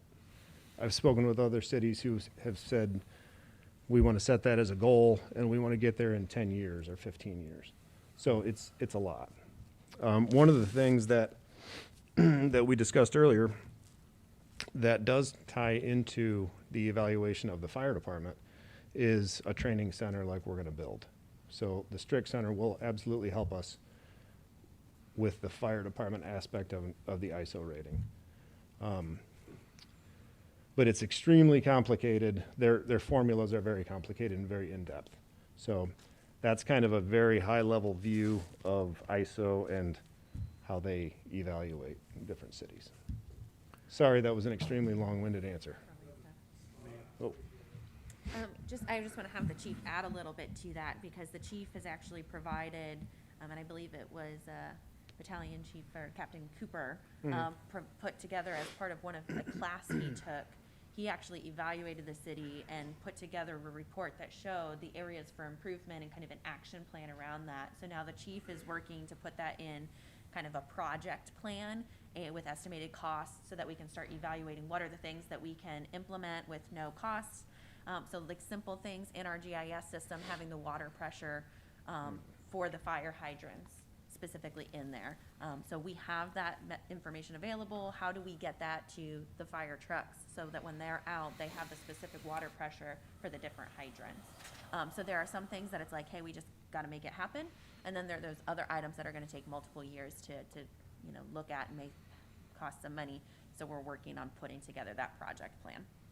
And you look at the residential savings, but there's also then obviously the corporate savings, which is really important, because that's big money, especially when you're looking at plants with significant capital sitting around.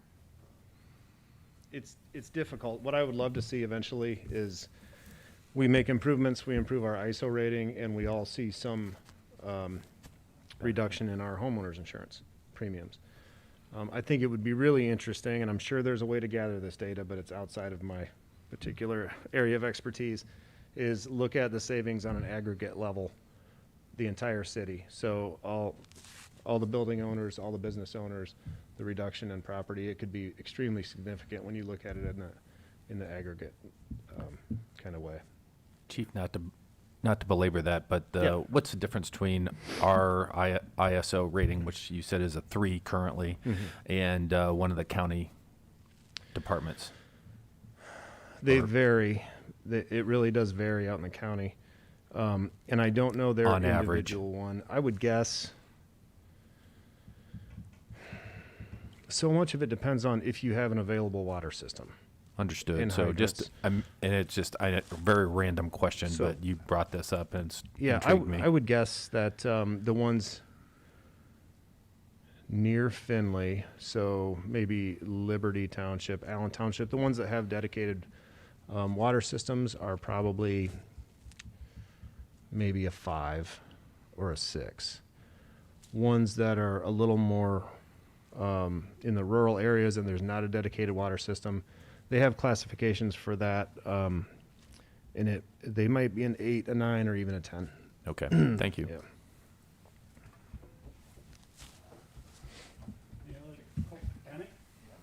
One question is more just out of curiosity than anything else. How does the city of Findlay compare in terms of number of fires to other cities our size, whether it's residential or commercial? And I guess I've never paid any attention, to be honest with you, wherever I've lived. But, you know, the Argyle has burnt, what was it, Nino's Bar burnt, Fairfield Yeah, Inn recently had a fire. No, the yeah, you don't Dollar have to Tree remind had me a all fire. those, Dennis. No, we'll just But a big I- board up. Yeah, I never paid any attention before, but are we on average with other cities? I would think we're right there. I honestly don't know from a number standpoint. Okay. But I think if you look at a big enough sample size, it's going to be Comparable. It's going to be comparable. All right. A lot of it, there are some cities that are kind of known for having a higher than average number, but a lot of them are like in real economic tough times. Okay. Some of the Rust Belt cities over, near Cleveland and getting into Pennsylvania, New York, some of those that were kind of once very thriving, very affluent cities that have really relied on that kind of manufacturing and have fallen on hard times. There are some of those cities that see a lot of fires, but We're not one of them. no, we're not one of them. And I would say that we're probably, we fall right in the average of most cities our size. Good. Nice to see your trucks out there, though. Well, certainly first want to say thank you to the chief and his team. They do a wonderful job, of course. I know you're going to get tired of hearing it, but they do, and appreciate their foresight and long-term planning and some of these creative ideas. Obviously, Chief Eberly's been instrumental in the Strict Center kind of taking the lead for all law enforcement and safety services within our community, but appreciate him doing that. Councilman Hellman, to your point, I think one of the reasons, again, as the chief kind of mentioned, just keep that thought in mind when we talk about zoning and taking down some of these dilapidated and kind of nuisance properties. Those are when you start seeing, structures that have been abandoned in a neighborhood where you can get fired from squatters, different situations like that. So it is important to keep our neighborhoods cleaned up. That's obviously one option, along with, faulty wiring or old structures or just accidents. But I would say that we're very comparable to other communities. But continuing to keep our neighborhoods clean is also one of the ways that we help do that. So, all right. Any other questions for the chief? Brian? Sorry, I Brian. may have just missed it. So what is needed to fully fund the Strict Center? You mentioned the grants and funding we had previously received. What does that look like? Honestly, Brian, I think we're there. I think it's just a matter of putting the pieces together. Right now, we're developing some criteria to put out requests for qualifications for interested design build firms. So we're putting that stuff together right now. Hancock Regional Planning is going to take the lead on the burn building for us because they're the recipient of the grant. So we're working with them on what those documents look like, whether that's going to be a standard bid or if we're going to try to go an RFP route for the burn building, because that's a unique building that not everybody can build. So I think from a fundraising standpoint, honestly, I shouldn't say we're there. I think we're in a comfortable position to put these out to bid. And we really won't know 100% until we get some of those bids back from contractors. Because I mean, I mentioned, you know, supply chain materials and contractor availability. That kind of stuff can have a massive impact on cost. And I really don't know what kind of impact that will have yet. So I know a year ago, the money we have right now, we'd be sitting pretty. Right now, I don't know what that looks like 100%. So we'll go forward with what we have and see where those numbers come in. And if we need to change course or do a little bit more fundraising on the front end before we build anything, we will. But I don't really anticipate that. Any other questions for the chief? Okay, thank you. Thanks, Josh. Thank you. Keep up the good work. That was the first phase portion, but we're a little bit ahead. We've got computer services here. Do you want to go ahead and keep going? Sounds good to me. So how about Brent? Why don't you come up and give me your report?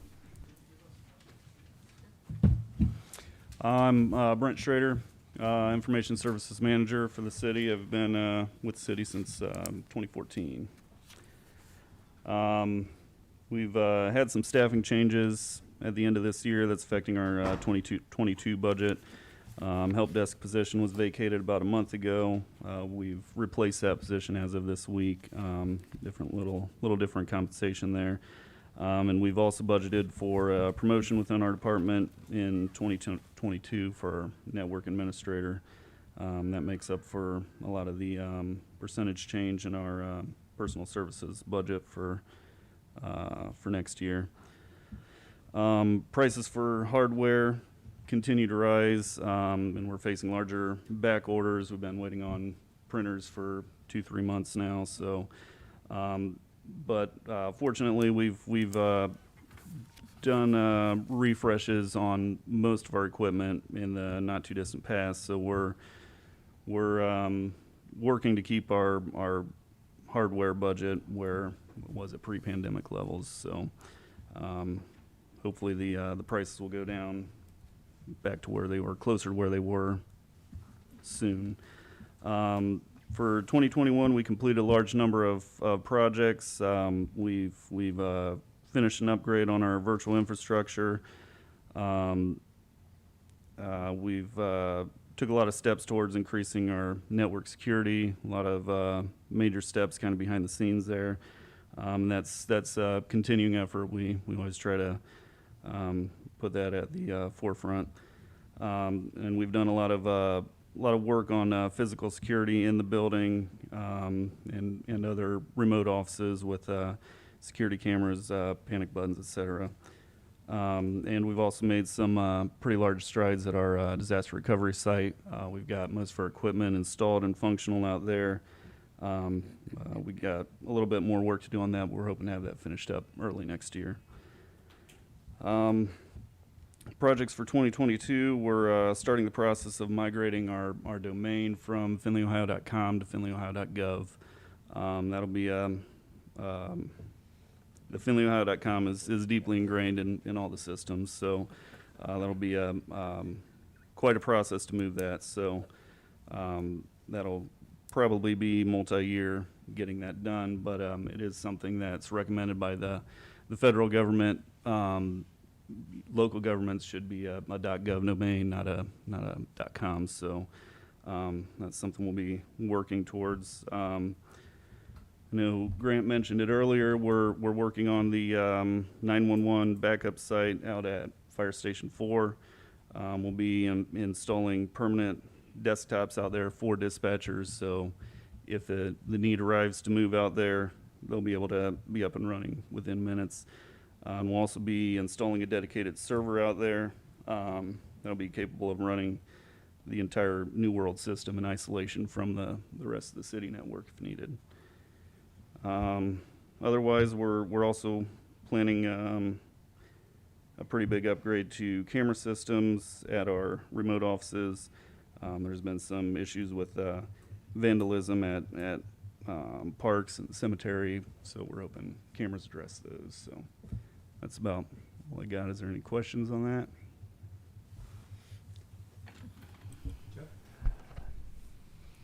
Brent, I think I asked the same question last year, but I'll ask it again. What is your level of feeling about our safety of our systems overall? And are we sufficiently secure in our systems where we will not or could not be taken over by hackers and Right. shut the city down?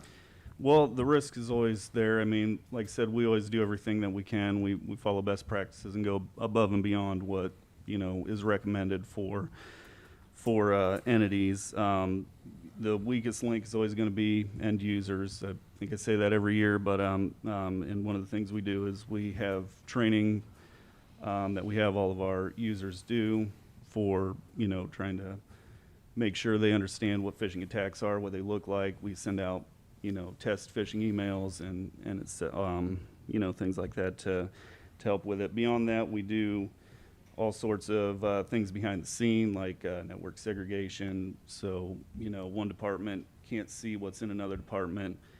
We make sure people have access only to what they need to work. So, I would say we're fairly safe, but nobody's impervious. So, Have you ever seen an example of a ransomware attack that's in your office that they've tried to do it to us, and your systems have made it?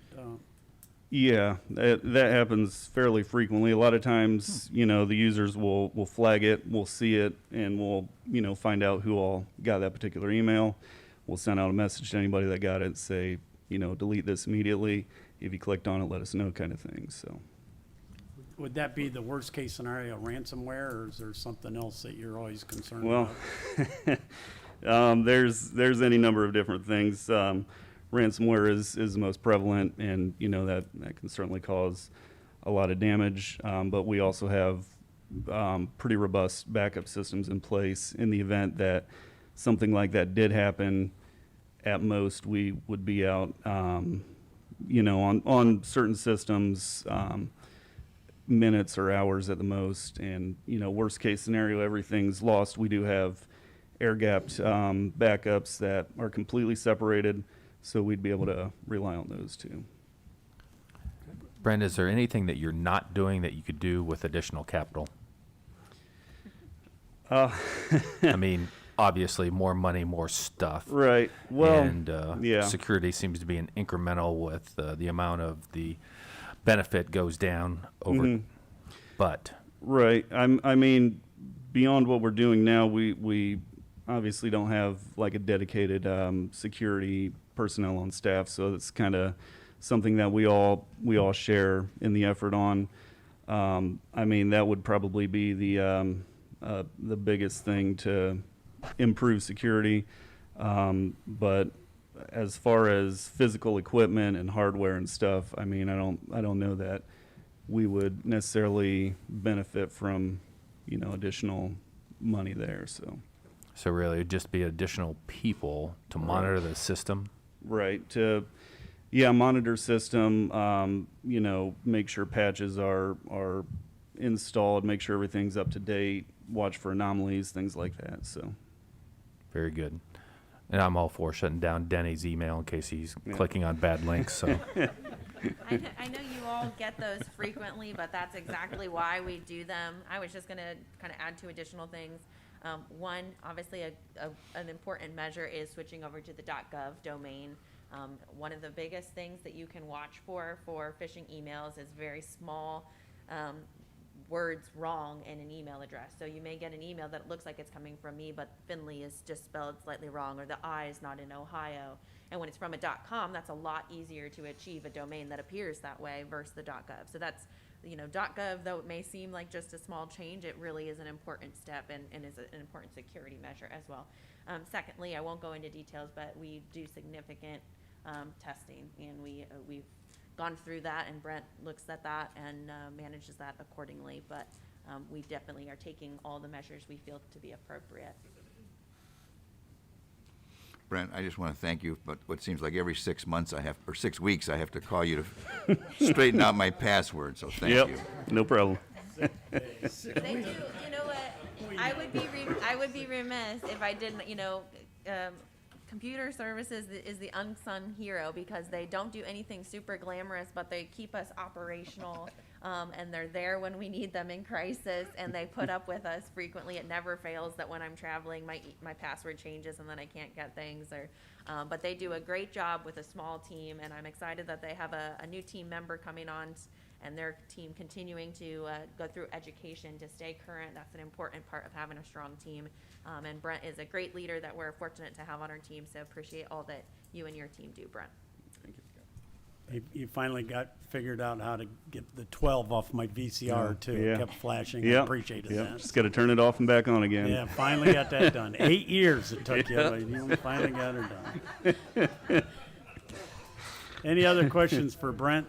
Brent, we got a couple new councilmen coming on. You'll assign them as soon as possible and get them through the training. Yeah, absolutely. All right, so you guys know who he is. And of course, Brian's right across the hall from you, so. Yeah, so, all right, thanks again. Thank you. Thanks, Brent. All right, let's do, how about Eric? You want to do zoning? All right, you're next in line.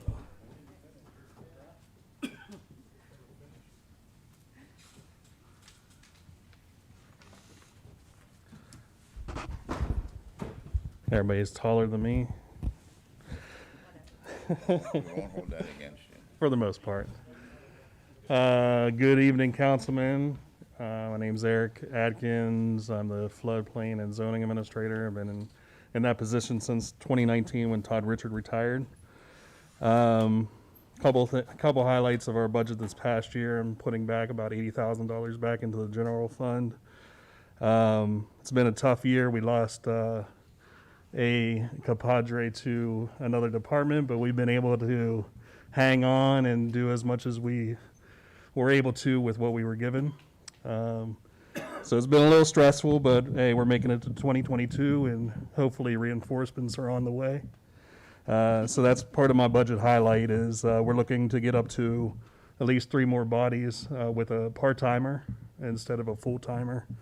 And also, we're looking to add a assignment from the police department to take over the NEAT department. I mean, most of the NEAT enforcement again, like it was prior with Buddy, but he's not here. So we're also looking to further get along the road with some zoning updates, being able to do some of those NEAT enforcement penalties civilly, makes it a lot easier and quicker, and also continue the demolition and cleanup of properties that are in violation next year.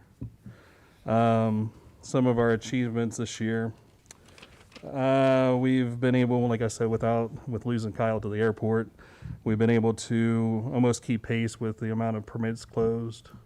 It was triple duty for some of us. So we've also worked with HRPC to get the duplexes and triplexes their proper certificate of compliances, which was a lot of work for Jody in our office, entering 700 and plus properties into the Munis system. It was very time consuming. So we were able to work with them and get that done. We did 2 big cleanups, one on Moracle and one on Dayton Avenue. Right there's the one that's been going on since 2018. We were finally able to get to the end of the road with a contempt in court. We came to an agreement with the homeowner to let us clean it through the court system, so we were able to get out there and hopefully it looks the same as it does there on the right now, but I'm sure over time it'll accumulate junk back onto the property like it has over the past 18 years, because I think the first cleanup on this property was in 2001 or 2. So the other one was on Dayton Avenue, so it's on this next thing. This ended up turning into a little bit of a tent city inside of the neighborhood. Multiple complaints from the beginning of the year just accumulated. We were able to get out there finally in September and clean it up like it was on the bottom. So there's before and then after. Then we did do a couple demos on Center Street, which a lot of you know, the house there on the left, it was an old burnt down house. Inside was charred. So we were able to take that one down and then do the same months later with the one on the right. So we are putting those funds to use. It's a long process with some of the properties, but it is cleaning up and beautifying neighborhoods slowly but surely. Hopefully we can eventually find a faster path to help beautify some of these neighborhoods quicker. Some of the objectives that we have for 2022, like I said, our personnel, I'm hoping that I get up to 4 bodies back into the department, along with a split administrative assistant up front in our office with engineering. So 5 total, but 2 are part-time, and then the split employee. We're going to have some proposed zoning code updates, signage, alternative energy, couple odds and ends with HRPC. We're in the middle of trying to get through a community assessment visit from FEMA for our floodplain, and trying to correct right now about 89 properties that they have asked for that are either in non-compliance or have some outstanding issues. Once we can get through that, hopefully end of 2022, going into 2023, hopefully 2022, we'll be able to start to look to get our community into the community rating system for the National Flood Insurance Program. And we are working with Hancock Public Health to find a quicker way to remediate raw garbage complaints throughout the city. I know I've been in talk with Councilman Russell about a particular property on Washington that's been a headache, but hopefully properties like that will find a quicker solution when it comes to raw garbage on a property whenever we get them. So 2022, we'll be having a lot of discussions on how to streamline that. Besides that, I mean, I'm open up to some questions. What is a CFM? Where's that? Me. You? Yeah, I asked it. What is what? CFM. Certified Floodplain Manager. Okay. So we have a total of 3 now in the city, myself, Jeremy, and Jody. So we at one point we had 5, but now we're down to 3. So with the transition to moving these to civil cases from criminal, would you still need the police officer to do the neat portion? Yeah, I believe so. I mean, it's going to make it a lot easier to where citations could be written on the spot if need be, but with the civil penalty, it just gives us a quicker option to get through the court system and have a quicker cleanup. But the officer will be very helpful for the speed of things. And are you looking at Q1 for those zoning changes, or for the zoning code changes? Yeah. Hopefully. Okay. And then you also mentioned 80. I thought you said 89 cases that were flood related. Mm-hmm. And those are properties that are not in compliance with some. Yep. Can you elaborate on that a little bit? So it's either the properties are a wide range of, maybe a vent is missing that wasn't installed, fill may be on a property that wasn't accounted for, additions to the property that didn't have any permitting, just a wide variety of things that FEMA has either looked at aerial views of the city or complaints that they've had. But it stretches all the way back to, the late 90s. So we're trying to play catch up on some of them. So then how do those get resolved? At the end, once I get all the properties into FEMA, the individual that I'm working with, I've personally asked her, how do we fix and come into compliance. So I'm going to have them to let us know, because our original visit was done in 2011. I wasn't here, so I don't know exactly what was said and done in the meetings. So I'd rather have FEMA tell me exactly what we need to do to a property to bring it into compliance. So we may have to ask. Go ahead. Oh, I didn't you didn't have to step down. Sorry, I didn't scare you. Just to kind of put it into context as well. So FEMA reached out. We want to get into the community rating system. They provide a list of hundreds of properties that we have to then pull our files, look at, check, verify, send them information, and then they've identified various issues. It can be minor things, it could be a little more substantial. So then the next step is, once we've kind of finalized the list of properties that they have concerns with, then we would start saying, okay, when did the issue occur? If it's something as simple as a vent, well, was it something that should have been done and the city missed it, or was it the property just didn't do it, or kind of where did the issue arise? And then we can determine kind of what the appropriate next steps are. So we're still kind of working through it, and then we'll be coming back to you once we've kind of narrowed down, like, here are the things that we may need from you. Mr. Wobser. Eric, you have, talking about your staffing, you've got on your chart here you're currently at 2. I take it as 2 full-time. You want to, and you have adding a part-time person, and then down in your objectives, you're looking at this NEAT officer. I take it is that a part-time position also? It'll be probably 2 days, max 3, busy time. Okay, so an additional part-time. Your personnel expenses, and again, I'm not sure if I'm reading this right, going up 28,000 from 21 to 22.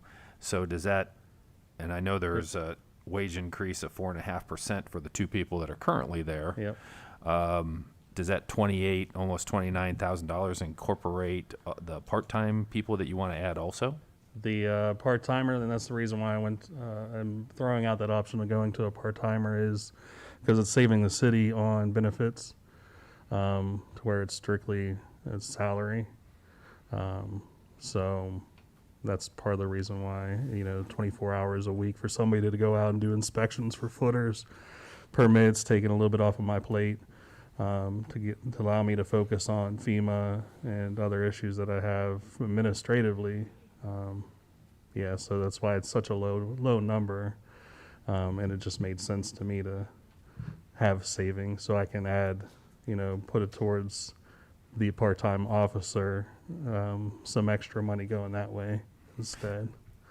So 2 bodies for 1, basically. Okay, so the 28.8 then does include the NEAT officer, if you can get that person too. Yeah, and that's a lot of hoping that we're at full staff with the police department. All right, before I'm able to obtain them. Thanks. Mr. Stashak, you had a question?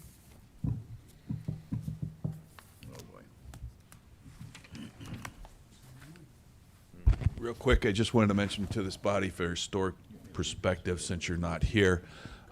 Years ago, probably more than 2 decades ago, the funding of an officer as part of the NEAT program was an agreement between the community, the city, and then the housing consortium, because it showed that it abated the need for putting in place a high-cost zoning and building and maintenance code enforcement, because the officer was very successful when they showed up and had ticketing and policing authorities when they showed up at a property and said, you need to fix this, or I'm going to step in with my policing authority and write you that ticket or put you in court. So it was very, very successful, and I think it's important this body realizes that funding that does alleviate a very large portion of the need on the enforcement side and code changes. Second thing is more rhetorical, so I'm not asking as a question for Eric here today, but with regard to the number of properties we have taken out of the flood zone, and yet we have not facilitated or caused the flood zone to be updated, the maps. I just hope that we take the steps necessary with regard to any properties that are investigated by FEMA to ensure that we don't have people incur costs when ultimately, due to the change in the flood that we know has occurred because of all the abatement that's been done, those people ultimately would not need to incur those costs. So just 2 quick comments for this body. Mayor. So I'm just going to address the second one. Thanks for that information, and certainly that's something that we are keeping an eye on.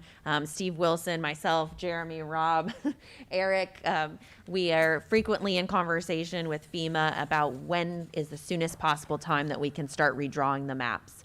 So with all of the planned flood mitigation efforts, the process takes a lot of time and money to redraw the maps. So as soon as we are able to, at this point, it looks like they are not going to want us to start that process until the basin construction is at least underway, because that's going to have the significant impact on those lines being drawn. And then we will work with them to expedite that process as quickly as possible, because we understand flood insurance is expensive. We want to be able to alleviate that burden on our citizens as much as possible, and help folks get their properties out of the flood prone areas as quickly as possible. So we are keeping a close eye on that. Any other questions for Eric? Thanks, Eric. Keep up the good work. I think we're gonna. You guys have a good evening. Yeah, thanks. I think we're gonna do, let's do city, Mary, why don't you come up and do city income tax, and then we'll take a break. How's that sound? Good evening. I'm Mary Price. I'm the income tax administrator for the city. Just looking at our budget for this year, our city income tax department is projected to return almost $130,000 back from the original 2021 request. Looking at the personal services line items, major difference that you're going to notice from 2021 to 2022 is due to a retirement settlement that was paid early this year.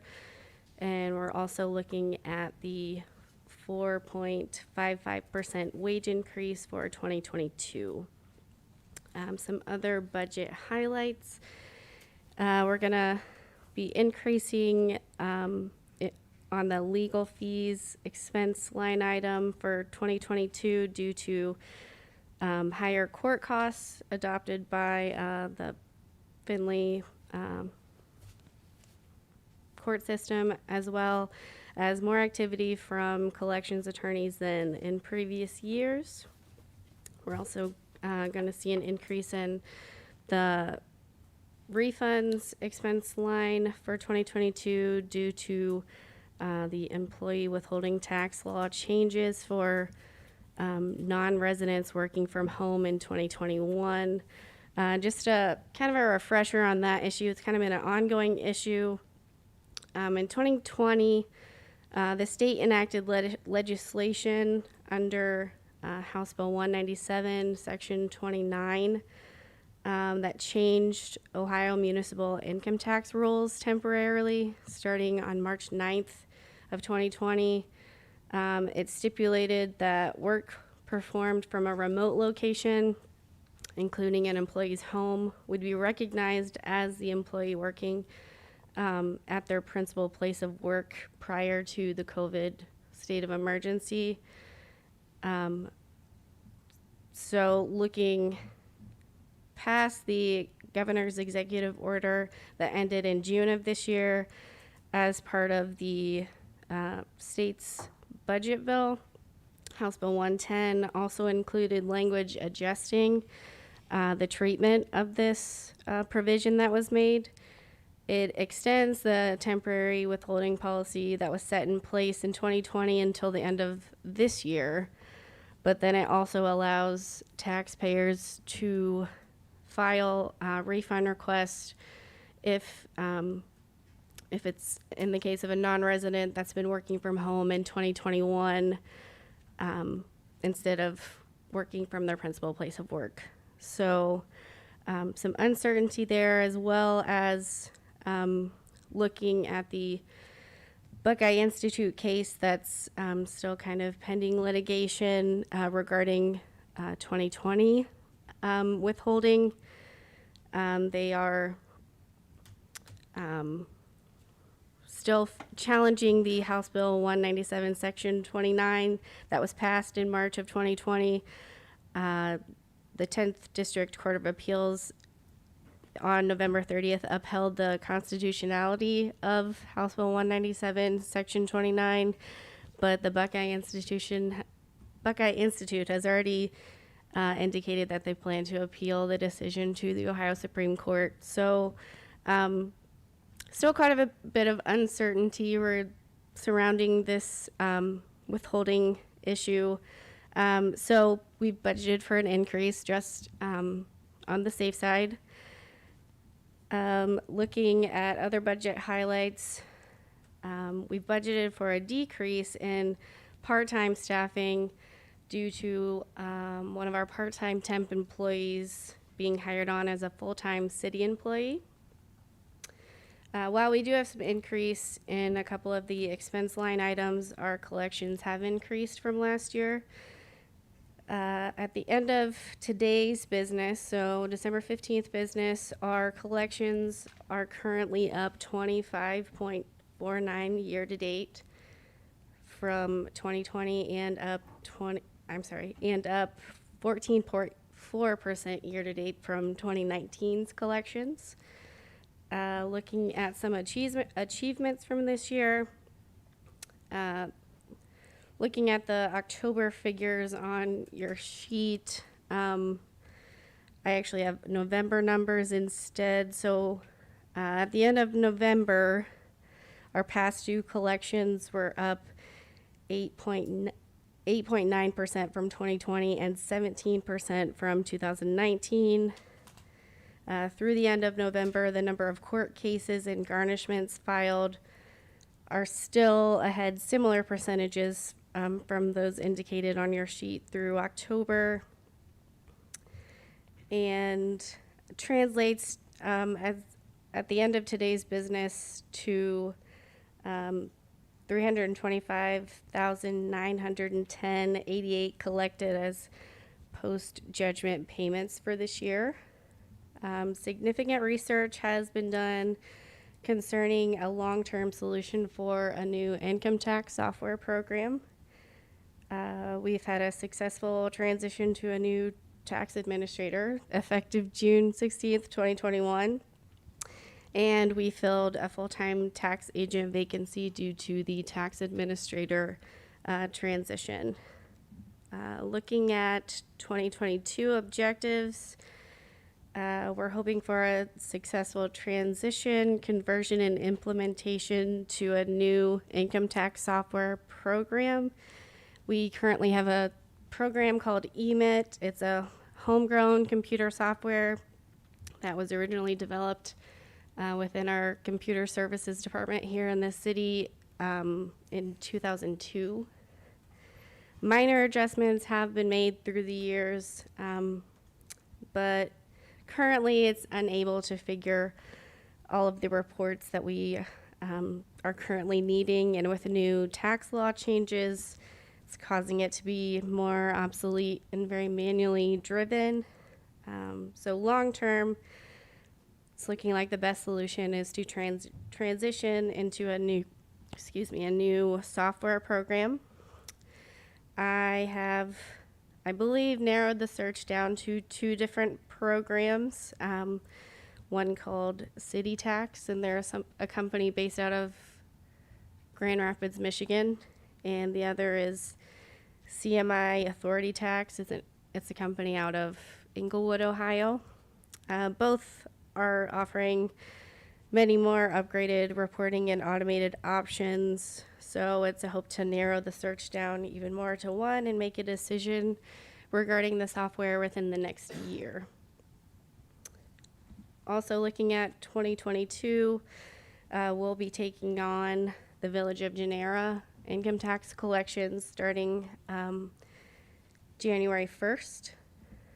And we're going to continue to seek more efficiency and effectiveness of current daily processes, continue some cross-training to develop a more well-rounded department, continue progress in bringing non-filed accounts to legitimate conclusions, continue to pursue past due collections, as well as progress in filing compliance research. Do we have any questions? Yeah, will the new tax program allow for online filing? That is a requirement that I've been looking for, yes. I will text the citizen who ranted about that on April 14th and let him know that he has been heard. Appreciate that. Mary, along the same lines on the software system, is that something you have to bid out to multiple different companies? As of right now, we haven't done any formal bids or anything. I've just reached out I've done a couple demos with both of the programs and just basically looking for our wants and needs versus what they can offer us at this point. All right. That ultimately, though, we'd have to go through that process, correct? Correct. All right. Thank you. Any other questions for Mary? Mary, welcome to the team. You know, I know Thank you. I don't know, has it been a year yet? No. No? Okay. Yeah, I was Alright. going to say, obviously, there's been a lot of interesting legal dynamics to deal with, and Mary has jumped right in and stepped up and has been doing a great job. So we certainly appreciate her. And, you know, you guys should feel very bad for all of these people, really, because they deal with me on a daily basis. But Mary gets to answer a lot of questions related to the numbers. She does a great job, and hopefully you all appreciate the reports that she's been providing on a regular basis to continue to give us insight into our financial position. So great work, Mary. Appreciate it. Thank you. Right. With that, let's take, I don't know, how long a break you guys want? Well, it depends on 15 minutes? Yeah, 10, 15. How about we do it? There's food boxes Yep. and drinks and coffee in the office. Okay.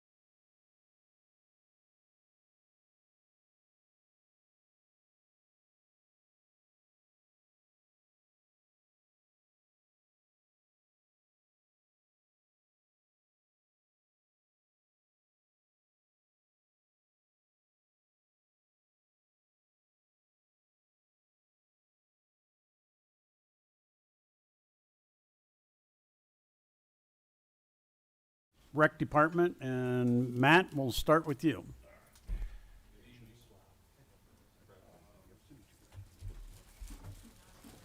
See yourself because it's being live streamed. All right. So this year's budget highlights for us, salt prices are up. For 22, they're gonna be a little bit higher. And of course, you know, the wage increase.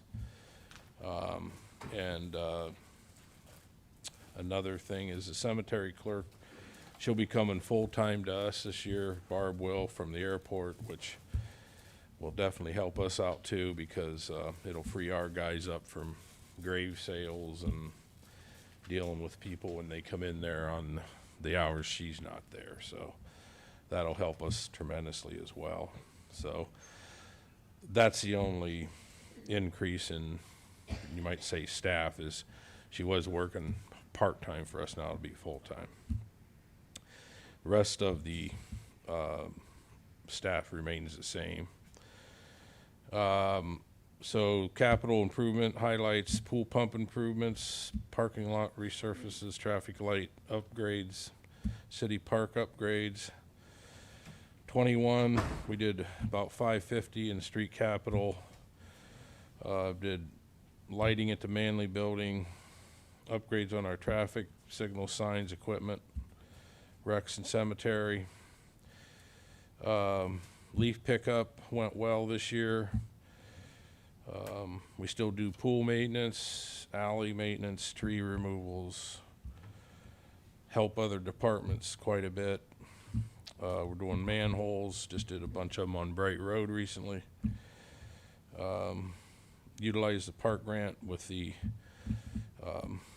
band shell. It's done except for some minor things we have to do inside. Next year we'll finish it up. And 22, we're looking to do probably around 600 in street capital. I'm going to keep ongoing maintenance with our parks, ball fields, cemetery, pools, alleys. We partner with the YMCA on a lot of programs. We're keeping that going still. Stephanie's the new CEO there, so she'll be easy to work with. Keeping the alley maintenance up, tree removal. We're still doing traffic upgrades and replacements. Our green waste site, our new mill, we help do projects with Jeremy with that. For the big streets, we'll mill a lot of them for him.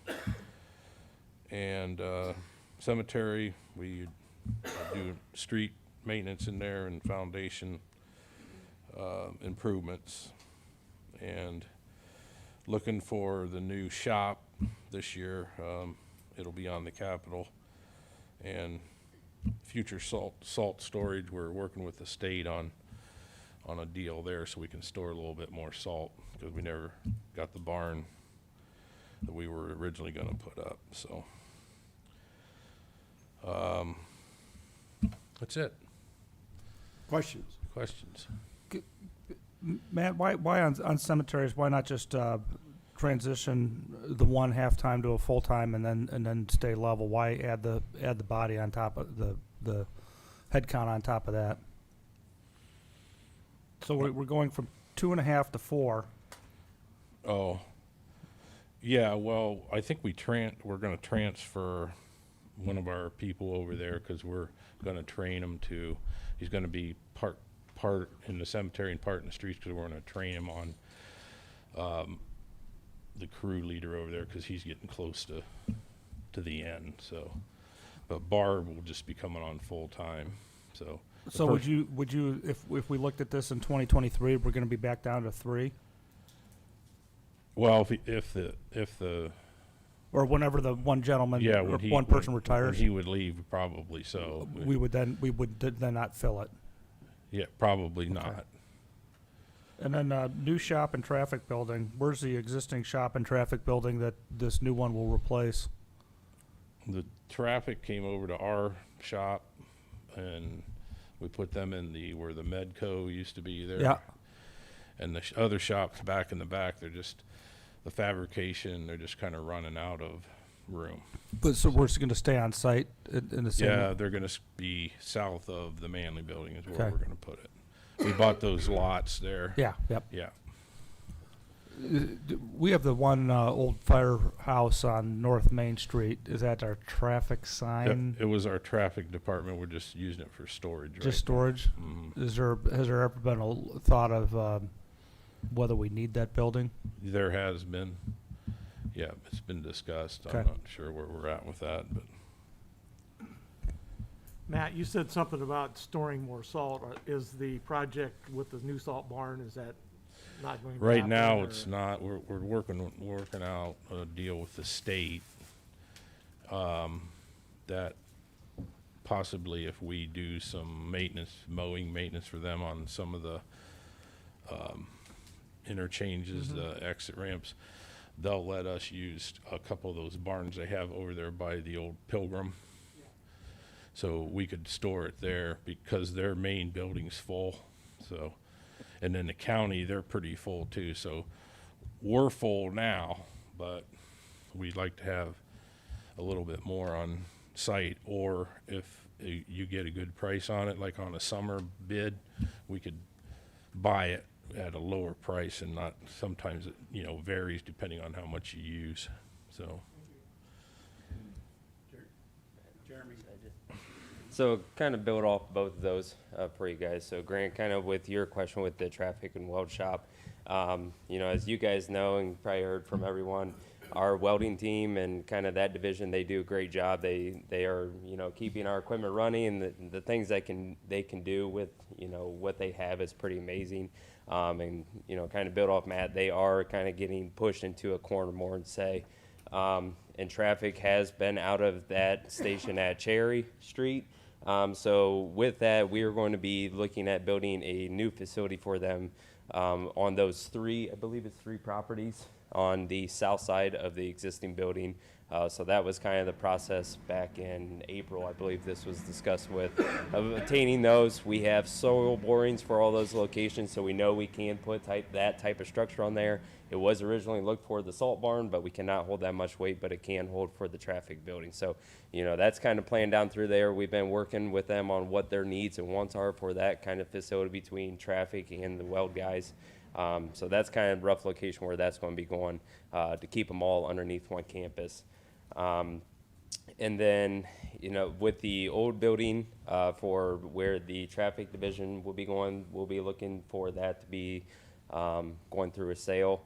And that's going through with the planning, with Planning Next and all that kind of stuff. All that will be kind of viewed through that area. And then with the salt storage that Matt also brought up, we're working with an MOU to go through with ODOT. It's kind of been a process going back and forth, but we will be doing some mowing off of the interstate, kind of those triangle areas where the entrance and exit ramps are. They do keep up with them, but not to kind of our standards, if you want to say more or less. So we've been working with street department as well on what type of work they can do, if they can do it. They have the manpower and all that kind of stuff. They reassured us that they can be doing that. So we will be taking over mowing just those triangle areas. We're not going to be going down the interstate or anything like that. Just kind of those areas that you see when you first come into Findlay or kind of into our streets more or less. And in return with that, they are going to be allowing us to house 1,000 tons of salt within their facility on Emma Street. So that's going to help us out a lot. That's going to give us another outpost. So that way they don't have to go back to the Corey Street location. We're going to have another area that we can pull from. 1,000 tons will help us out a lot. If we need salt storage, especially with the salt prices and all that kind of stuff, it just gives us another avenue to kind of obtain more when we have cheaper pricing.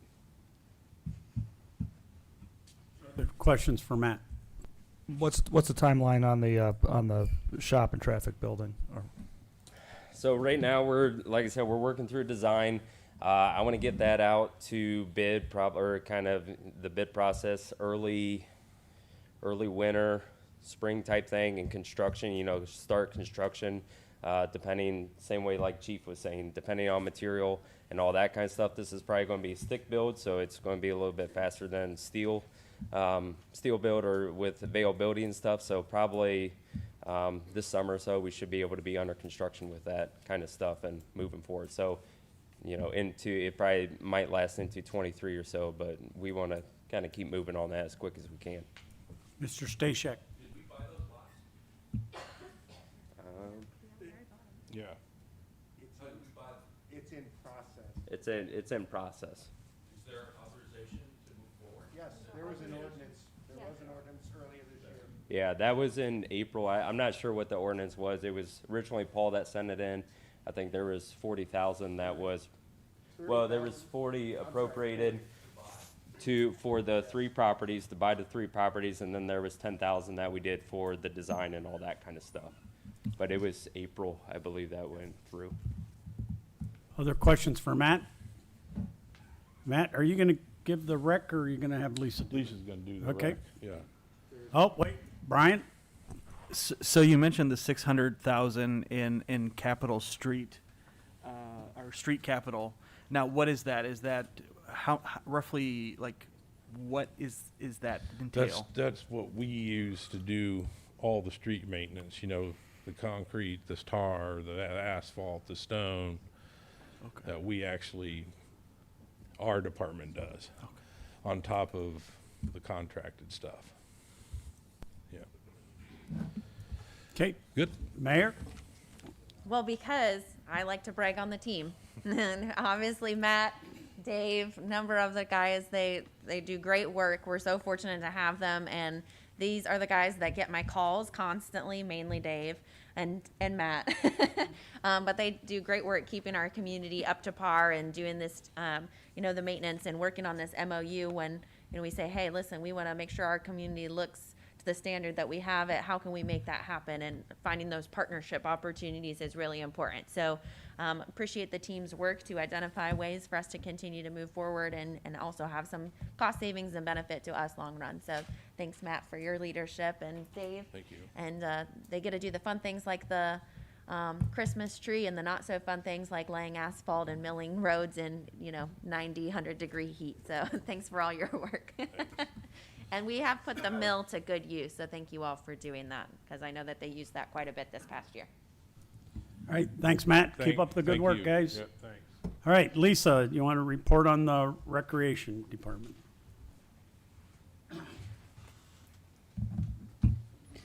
I'm Lisa Mansfield, the Recreation Supervisor. Just to go over with our summary here, in our personal services, it shows an increase of 8.55%. And what that takes into account is the cost of living raise that we've seen across the board. But we also had one of our full-time staff who previously wasn't taking advantage of the city benefits, added the health insurance, so that made a pretty substantial increase there. In addition to that, we had to review what we were paying our seasonal staff because we were running into problems that we were not getting applications, so we weren't having bodies coming in.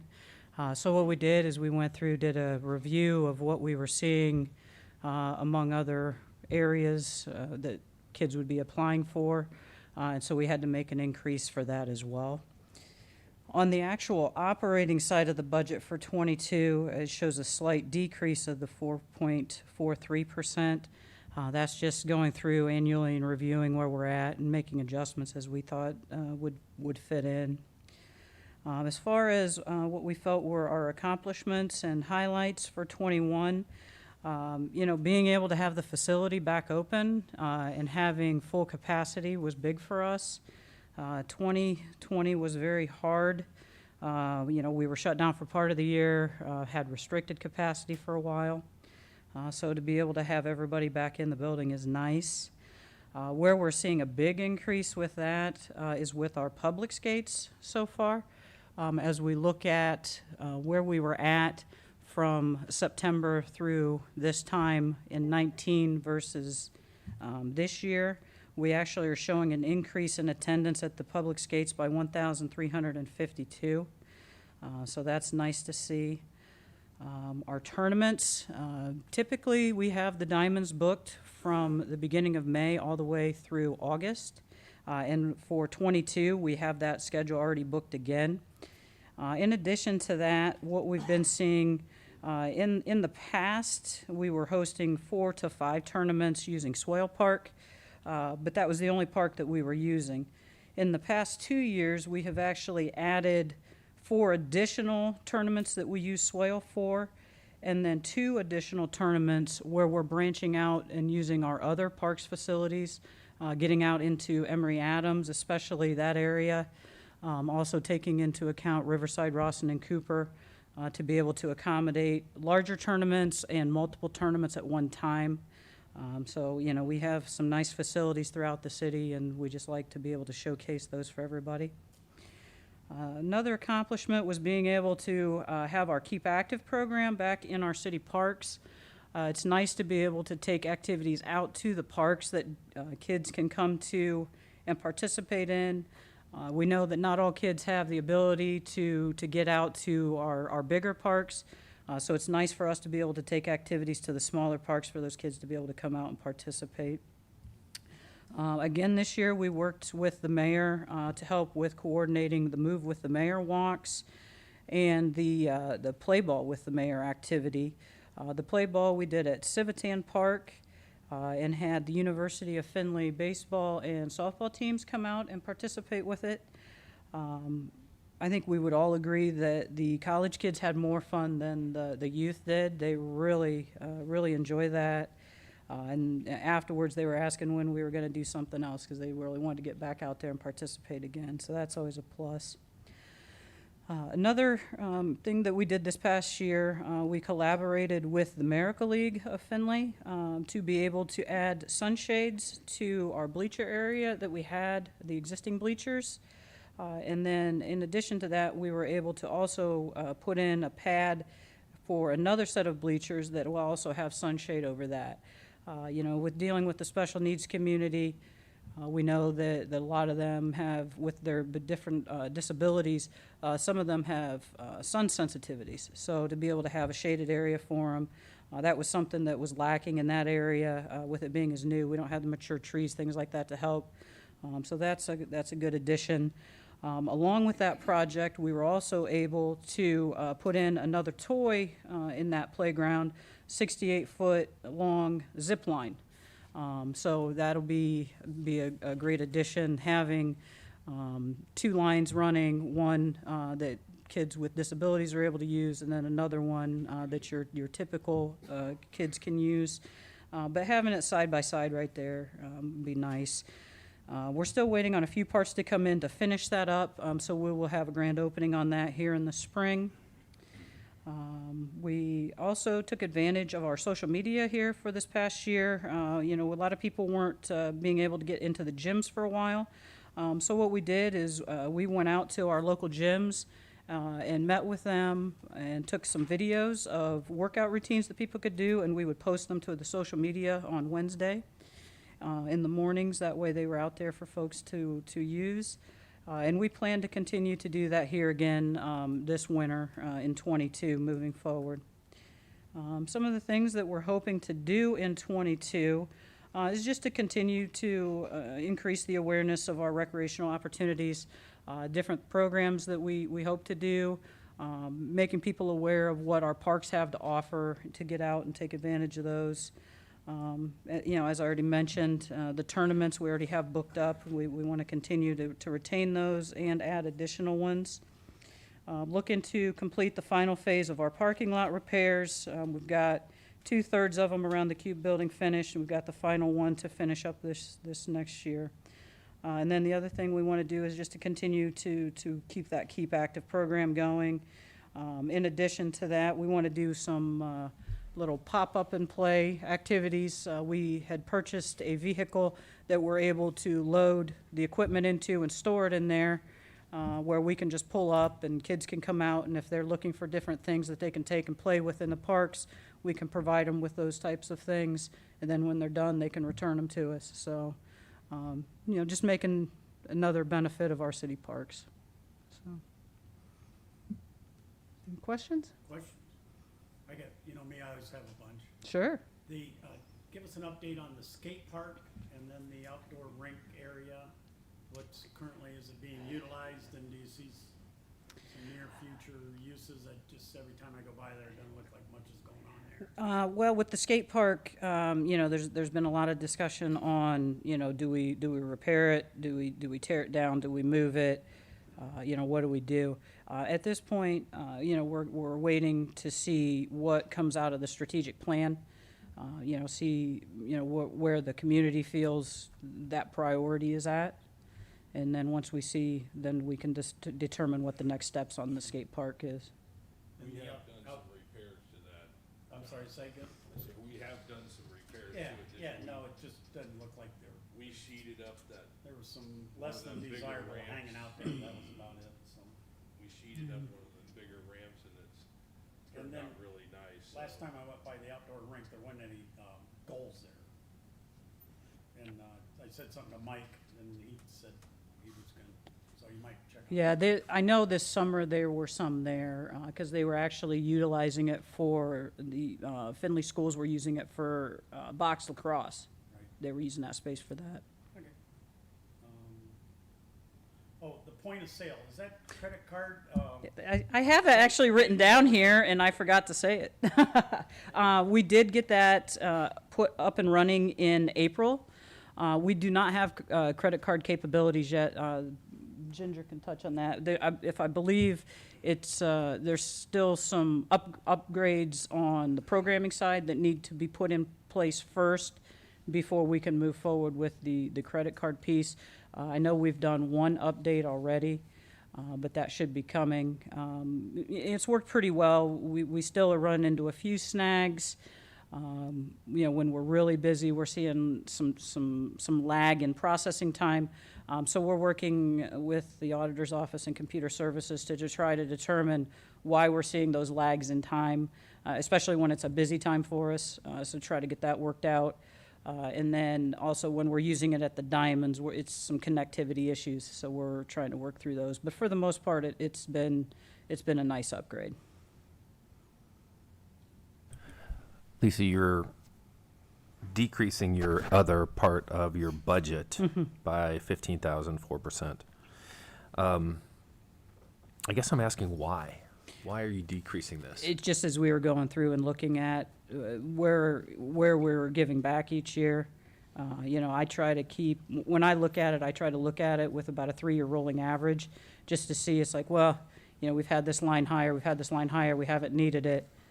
So just trying to bring it back to where, I'm good with giving money back at the end of the year because it means we have it in the budget if we need it, but we've just been giving it back on a consistent basis, so we just went ahead and reduced it now in hopes that nothing catastrophic happens. No, understood. I guess, you talk about trying to continue to build awareness and things like that. You've got sufficient funds in your budget to be able to do those things, to be able to get out social media and or whatever advertising, whatever it takes to get new tournaments, to utilize our fields, to bring people in. You've got enough money in your budget to take care of that I stuff. believe so, yes. Okay, thank you. Mayor? Again, I got to give Lisa kudos, especially over the last year and a half. They had to adjust daily. Lisa and I were talking constantly, and Matt, about how did we adjust? How do we make our facilities available while following guidelines, creating a safe environment, balancing all of the different user groups' opinions and thoughts and adjusted schedules. So I just want to give her and her team a shout out for managing that and providing great service and managing folks that in challenging situations. They did a great job, and obviously continuing to pay off with the tournaments we're bringing in. The public skate is going very well. So a lot of great things to be thankful for. So appreciate your work, Lisa. Anything else? Thanks, Lisa. Thank you. Keep up the good work. Anything else from Matt in your department? Nothing? Nope, I think we're good. All right, guys. I think next we'll let Dave Beach come on up. This is Dave Beach from the Water Pollution Control, not the court system. So just want to make sure you guys keep that in. Like John said, my name's Dave Beach. I'm the superintendent of Water Pollution Control. Budget highlights, we're going to see an increase in operational chemical this year or for next year. This is due to price increases of chemicals. The other increase we're gonna see is in R&M equipment. We need to replace a gas detection system in our screen building, and we also want to rebuild 3 sludge pumps in solid processing. Staffing will remain the same in 2022. Not a lot for capital highlights, annual sewer and manhole lining, annual televising. We do have another project that's not listed, probably on your sheets, that was started in 2021, and that was the admin and plant maintenance roof replacement. That is in progress, but with the long lead time of materials, it won't be completed till in probably spring of 22. Achievements, EPA approved updates to our long-term control plan. We replaced the pump out at Lake Cascade Lake Cascade. We replaced number 2 skimmer arm replacement and weir repair. That's in progress. Objectives for 2022 include clarifier number 3, 4, and 5 rehab. Replace 20-year-old weir cleaning system on the clarifiers.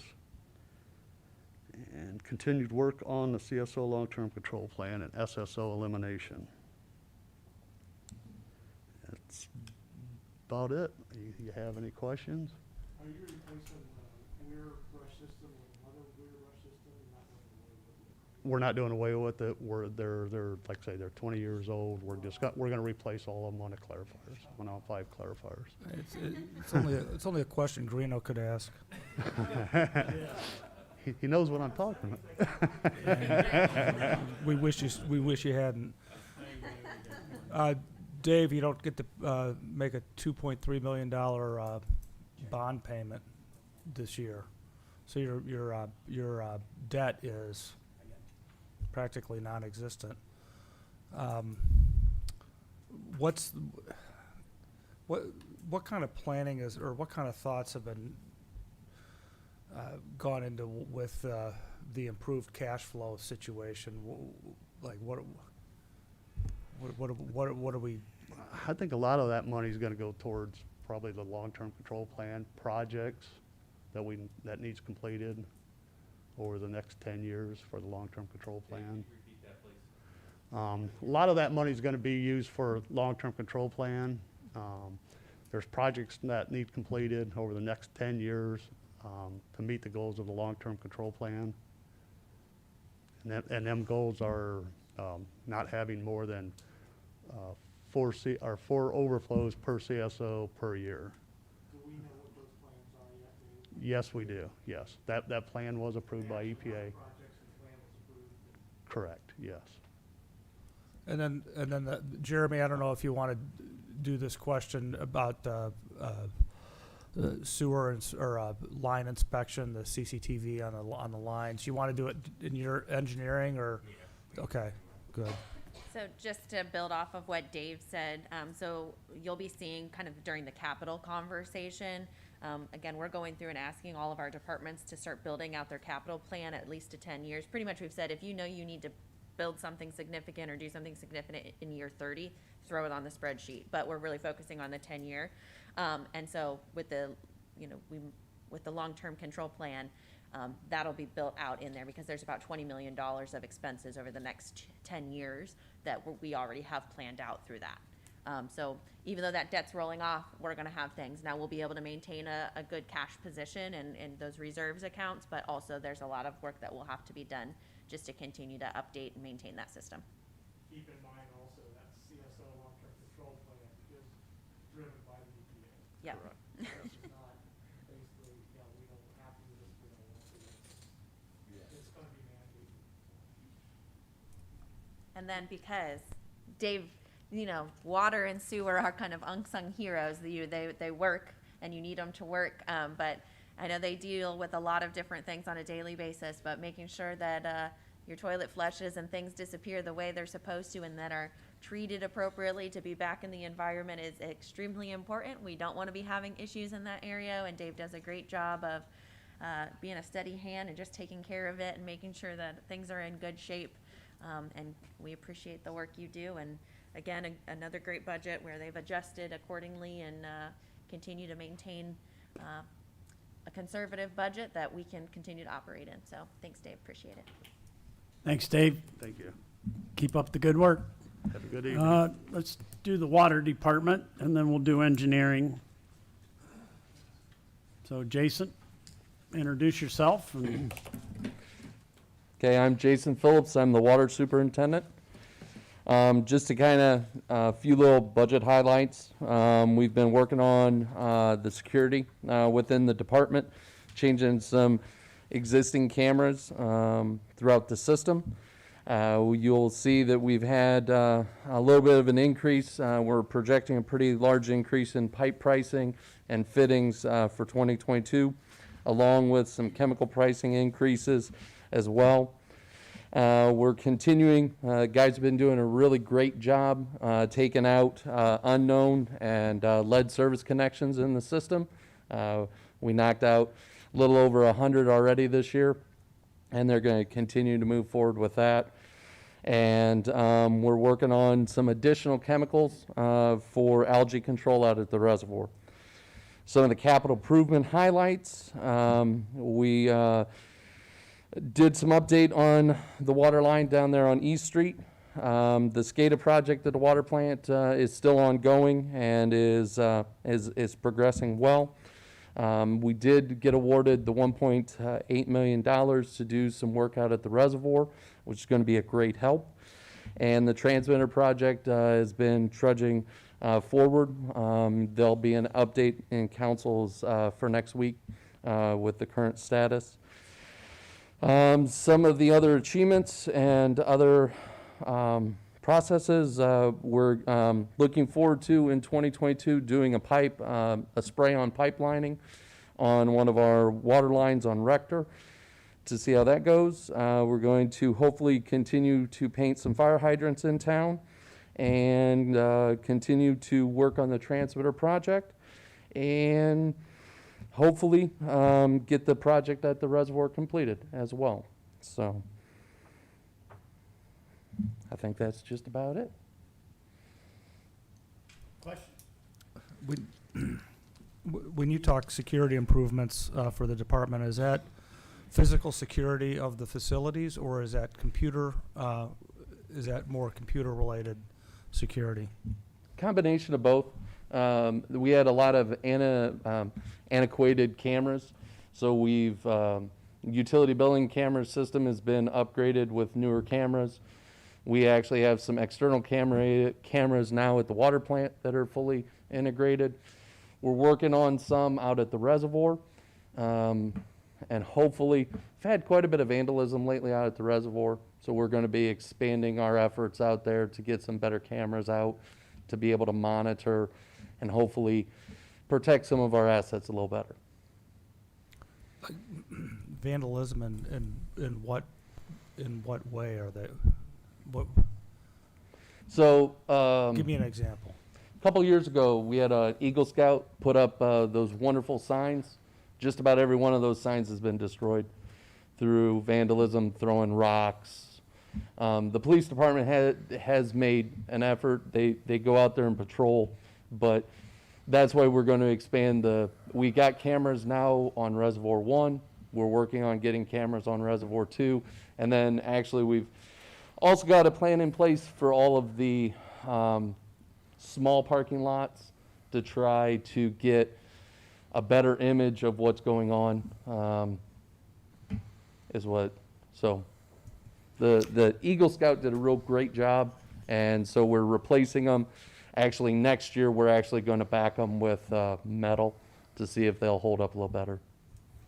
Did we have any algae events this summer like we've had in the past? I never heard of any, but I didn't know if there was any. Reservoir 1, the algae in general was it was a fairly mild year. We had a couple issues on Reservoir 2 late in the season. We did some additional treatment as we were transferring the water from Reservoir 2 to Reservoir 1, and that seemed to mitigate any issue with Reservoir 1. Mr. Russell? Pardon me, some of these years just kind of blur together. Where are we on the utility billing software upgrade? So the plan was to get the transmitter project done, and then once that transmitter project is done, then we'll focus on the billing software. Well, I appreciate the fact that I couldn't remember that we had finished it because we haven't started it. So Correct. Thank you. Correct. It was one of those things that too many changes all at once was going to be really bad. So we're going to focus on that instead.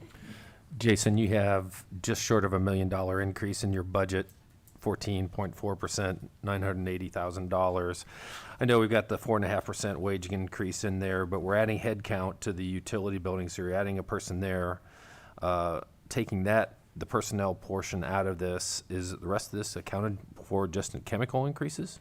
Between chemicals and pieces and parts, yeah. Pipe went up drastically. Some of our chemicals actually almost doubled in cost. So it's we budgeted as appropriately as we could because we didn't have all of the prices in when the budget was due. Now that we've opened bids, we're confident that our budget will fall within the lines of what we'll need. Very good, thank you.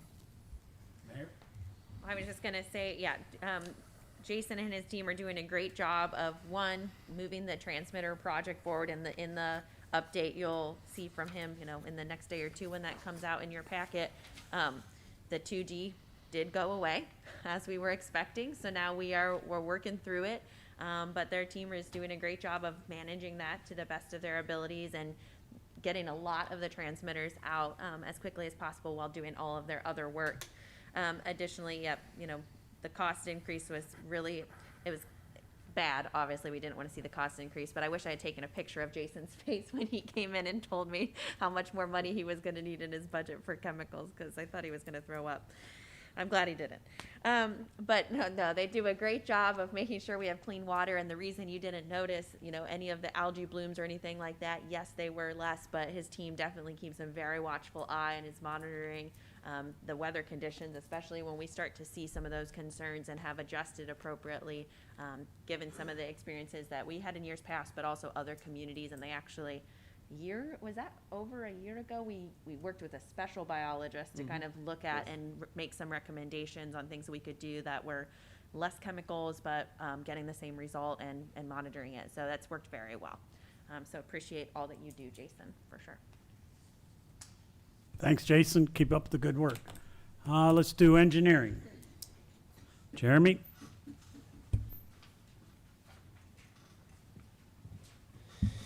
All right, well, I guess most of you guys know me, but Jeremy Caleb, city engineer.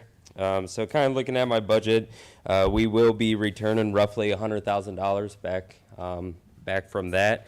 Eric hit that with it on his zoning department, but we will be sharing administrative assistant. We've already had a part-time kind of administrative assistant with civil service, but now that person our half will be the other half will be shared with Eric. With the amount of work that is going on around Findlay and the permits and all that kind of stuff that is needing done, and we're making sure that anything within the right of way, we have permits for all that kind of stuff. There's a lot of stuff that's coming in, and to kind of help some of that front end traffic that is coming in, I would still like to keep that half person. So instead of that being a internal time, or kind of, that will be money from the other line item, and it's actually going to be a wage now, where we be sharing the cost 50-50 between zoning and engineering. Some other things, 21, we had a, turnover in some personnel, benefited me, if I can say that. But, so we've hired a new assistant city engineer, Lee Roush. He's been a great asset to the city. He has a lot of background in government as well as consulting, so he has been doing well for us, and he's a great addition to our team. With that, we have applied for $8.7 million worth of grants for projects. So far, we have received $4.3 million in grants, and we are still waiting on to hear back on $4.4 million. With our ODOT projects and any kind of federal projects, I can reimburse for our inspection time on those projects. So in 2021, we have received or expecting to receive roughly $44,000 for our inspection time on those type of projects. And kind of a big project that we finished last year. I don't get many of these chances to have these type of things. A lot of times I can't tell my kids, hey, you know, we had a project over here because I dig a hole and put a pipe in the ground. So having the Martin Luther King project was kind of a nice little thing that you can actually see above ground, and it turned out well, and everything went fairly smooth for how large that project was. So that went well. Some things that we achieved in 21 that you guys will be seeing kind of here in the next couple weeks is we have updated the capital improvement plan, so you will be seeing a new layout for that. It's not too big of a change, but we have moved some stuff around, and kind of like what everyone's been hitting, it's went from a 5-year to a 10-year plan. So you guys will be seeing that, and we're continuing to work on that. So here in the next couple of weeks, you should be seeing that coming out. The sewer televising program, we have continued on with that, and we're looking at roughly probably another 3 to 5 years. We should have pretty much the city done. A lot of that's going to depend on, once we have all these sewer lines and stuff televised, on how much is going to need lined. So some of that televising money might have to be pushed to lining, because now with a contractor coming in, as well as with our own city crews, we have a kind of national standard of how to rate sewer systems. So now we have something to go by of saying, you know, okay, compared to the national ranking, how close does this need to be? Can it be lined? Does it need to be replaced, and all that kind of stuff? So I'd say within the next 3 to 5 years, we should be able to have pretty much all the city done as televising. Then when it's done, do you just start at the beginning and do it again, or is it like how frequently do you want to? It would be, you wouldn't go back through and say, okay, now we're just going to kind of start the wheel again type thing. It's, you look at where your 5s are, they need immediate replace, or 4s. Now you're going to go back and start looking at 3s where you had spot repairs, or you have a lot of tree roots and stuff like that, going back and kind of monitoring those things more or less. So it wouldn't be a whole system type thing, but it would be kind of, it's going to be a nonstop process, but it's just making sure those 3s didn't turn into a 5 where, you know, we're going to have a problem then. And then for the time frame, you said what, 3 to 5 years? 3 to 5 years. Is it worth putting more resources in it to make it 2 to 3 years, or is there just not that big of a bang? I don't think, you know, speeding it up is going to help any more than, you know, those 1 or 2 more years. You know, a lot of that is depending on size. You know, if they have to go from an 8-inch to a 36-inch, you wouldn't think it would cost that much more, but they got to change the equipment out and all that kind of stuff. So if we run into a lot of large diameter type stuff, you know, our price is going to go up. But if we're keeping with our 8 to 12-inch type sewers, then, you know, we can get a lot more done. But throwing more money at it, yeah, you can get it done faster, but I don't know if there's real advantage with that type thing. So in 22, construction, we are going to be having a lot of stuff, so we will be pretty busy up in our office, which is, you know, pretty exciting. I don't like to sit around or anything like that, and I know my people don't either, so we're excited for that. Some things that coming into this position that I would like to kind of take the lead on. With the state funding, there's a lot of shared use paths that we can use state funding and federal funding for, so I'd like to come up with a citywide plan that we can kind of interconnect everything. We already have something with Hancock Park District that is a multi-use path that they did, I believe, in 2014 or something like that. or a couple years before that. But still working with that. It's not like we're going to be throwing that away, but working with the Park District and, you know, the kind of other community or the other groups around here to see where our needs are, how we can interconnect everything, because there is a lot of grant money out there that we can utilize, and we are sitting in a position where we can have that match money for it. So I want to make sure that we can keep growing on that. We're going to be looking at kind of implementing some kind of a sidewalk program, because that's going to kind of coincide with our ADA transition plan that we are needing to probably complete here in the next year or two. So between the sidewalk program, the ADA transition plan, those kind of go hand in hand, but it's kind of something that we really need to get on, and I'd like to kind of start implementing more.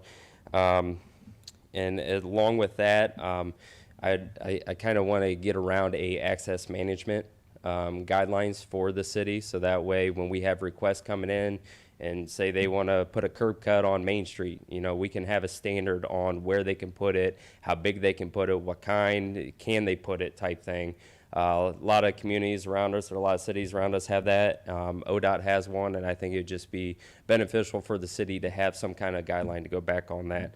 And kind of wrap up a lot of things, you know, I've hit with other departments such as the ODOT mowing and all that kind of stuff. But one that's we're kind of wrapping up right now is the Spring Lake sanitary sewer. We're actually kind of finalizing design right now. We can do a gravity sewer. We just heard back from Marathon, I believe, late last week, with our kind of variance request on going underneath their sewer, and they require so many feet that we have to be under. Well, with the gravity sewer, I couldn't do that. They're working with us, and we went out there and took some shots on where their pipeline actually is, and we found it. So we can get a gravity sewer on that. So kind of our next step for that will be the bidding process. So in council, this next council meeting, I do have a letter in there, so that way we can get authorization to bid that. But I'm looking to bid that early January. It'd be construction spring, and then middle of summer, we should be done with that.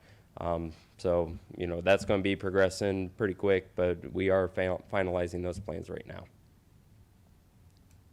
Questions? Thank you. Thank you. Keep up the good work. Thank you. Yes, Jeremy has certainly done a great job. Obviously, we had a lot of transition this year, and he has really stepped up to the plate and does a fantastic job of managing the work, being on top of things, communicating, and I'm very excited for you all to see here in the next couple of weeks the capital spreadsheet. It's been an annoyance of mine since I came, and so I challenged him early on to say, how can we update this so that it provides what everybody needs, but is a little more user-friendly? So some minor formatting changes and a couple of items, and I think that will really be beneficial for the group. So appreciate his great work. Good job, Jeremy. With that, I'm going to segue into the administration and others. I figured you might allow me just to stay up here, and then certainly we'll have Rob and Don jump in. But I want to start off my comments by thanking Alicia Mitchell, whose final budget hearing is today, joining us. Alicia has been in my office, in the mayor's office for the past 5 years, and has kind of been a master of all things, helping out. And one of the things that she helps out significantly with is the financial analysis, putting together documents, strategic planning, and our key performance indicators, the KPIs that you see on a regular basis, and these lovely budget summary sheets. So I know she is going to miss it terribly when she's sitting on a beach or traveling the world, but we are definitely going to miss her. So thank you for all of your work, Alicia, as she leaves us at the end of this year. As you saw in front of you, certainly we have had a busy year. The departments are doing great work, and we have really been able to take advantage of a lot of the state and federal dollars that are available, but just really continued good management and leadership. Our teams do such a great job within their departments of just staying steady, staying focused on the work that they have on a daily basis, and then thinking of kind of their long-term objectives. So how do we make sure that we are looking out on what we need to accomplish the next couple of years? In the administration, we can't we don't get to say a lot of splashy fun projects like Martin Luther King Bridge, or so many feet of sewer lined or roads paved or alleyways or ball diamonds filled, but really just continuing to support our team. Obviously bringing on Rob this year has been fantastic. He's been a wonderful addition and being my right hand and really hopping into things very quickly. And getting up to speed and helping lead the team. So I'm extremely grateful to him and excited to go into this next year with him leading the teams and really helping out. Our budget overall, as you look at it, is down about $15,000. That's really kind of from some minor changes, but then obviously with going from the service safety being separate, we're bringing those together and then have the slight cost increases, but nothing real significant in the budget itself. Looking then down, obviously no major changes. I do still have somebody to replace Alicia. Right now I'm talking about maybe having a University of Findlay intern or something come in to decrease the number of hours, but still have somebody in supporting, doing some of those projects and giving somebody some great experience in understanding municipal government. So more to follow on that. I really will, we obviously had the new tax administrator as well. We talked about Mary earlier, new airport director. I'm going to have Rob and Don come up to talk a little bit about some of the achievements and then 2022 objectives. You guys flip a coin to see who goes first? I think you must have lost. Don lost, huh? Yeah. So my name is Don Essex, and I'm the HR director. HR is a department of one. I've been here for about 7 years, so I came in 2014. My part of the budget's pretty flat. I'm just again one person. If you look at some of the achievements for 2021, we've talked about some of the recruitment effort and some of the positions that we've filled for the city, like the service safety director and the income tax administrator, the airport director, and then kind of Jeremy moving from assistant city engineer to city engineer, and Mary actually came from within the tax department, so that shows that we've got some talent in place within the departments. We've maintained a safe and efficient operations throughout the city. So especially dealing with COVID. Can you hear me? Yep. Okay. Especially dealing with COVID and all the challenges that's brought for the last couple of years. I think when you look at an employee population of over 300 people, we've remained pretty safe, and we don't have anyone off right now. So we've done a really good job of keeping people informed and just making sure that we're a safe working environment. And I think along with recruitment is keeping people here. So when you look at turnover rate, if you look at the national turnover rate for 2020, it was 57.3%. Now, some other things go into that, but that's a pretty high percentage, and that's across all sectors. If you look at local and state government, it's 25.3%. For the city of Findlay, it's 7.3%. So I think that says a lot about our culture and that people want to stay here. In fact, if you've looked at the people that left this year, out of the 23 people, I think 11 were retirements. So I think that says a lot about what we're doing to keep people and what we're doing to maintain and cultivate a really good culture with the city of Findlay. Significant decreases in workers' compensation. We talked about 2019 to 2020, but we've continue to try to strive to be an environment or a culture of safety. So I think a culture of safety is when other employees are looking at each other and making each other accountable. So then it doesn't become such a big task. And so I think we've really done a good job of preaching safety and keeping the employee population safe. awarded the balance of funds in the BWC Safety Intervention Grant. So that was mostly, well, all of the fire department. So they took they took advantage of that safety intervention grant. We weren't able to do it in 2020 because of COVID, but I actually have a call with a safety representative from BWC, and we're going to talk about safety intervention grants for 2022. So that call is to take place Friday. And then just cross-training employees, just making sure, especially the departments that handle money are cross-trained, and that we've got people knowing what each other are doing and keeping each other accountable.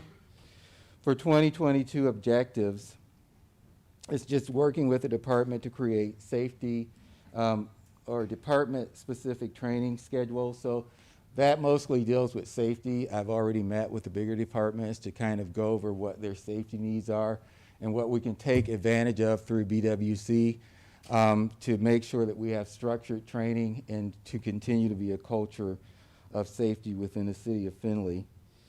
And then just identify training needs for all levels of employees. In the past, we've focused on management, but we want to branch that out to all employees throughout the city, making sure that there are development opportunities for everyone. Creating new recruitment materials, so that's ongoing, and hopefully with the intern coming, we can get some help with that and continue to have new recruitment materials for the city of Findlay. And then create a displacement list for civil service classified positions. So that's just kind of a grid. So if we were ever to have any kind of reduction in force, so if we had to lay employees off, which we hope never happens, but if we do, we have some structure in place so that we know kind of what the hierarchy of positions are, so that if we have to bump people or put people on furloughs, we know who to go to first or what positions to go through first. Expand our recruitment effort. Of course, we want the best talent, so we've been expanding our recruitment effort, especially for minorities and for any underrepresented people. And then complete an affirmative action utilization plan. I've already started on that. That again is something that's kind of initiated through civil service. I should be done with that within the first quarter of the year. And what that kind of looks at is, so in our relevant recruitment area for Hancock County, what does that look like and what do we look like as an organization? And so are we hiring enough women? Are we spreading a wide enough net to make sure that we are attracting those people that may be underrepresented within the organization?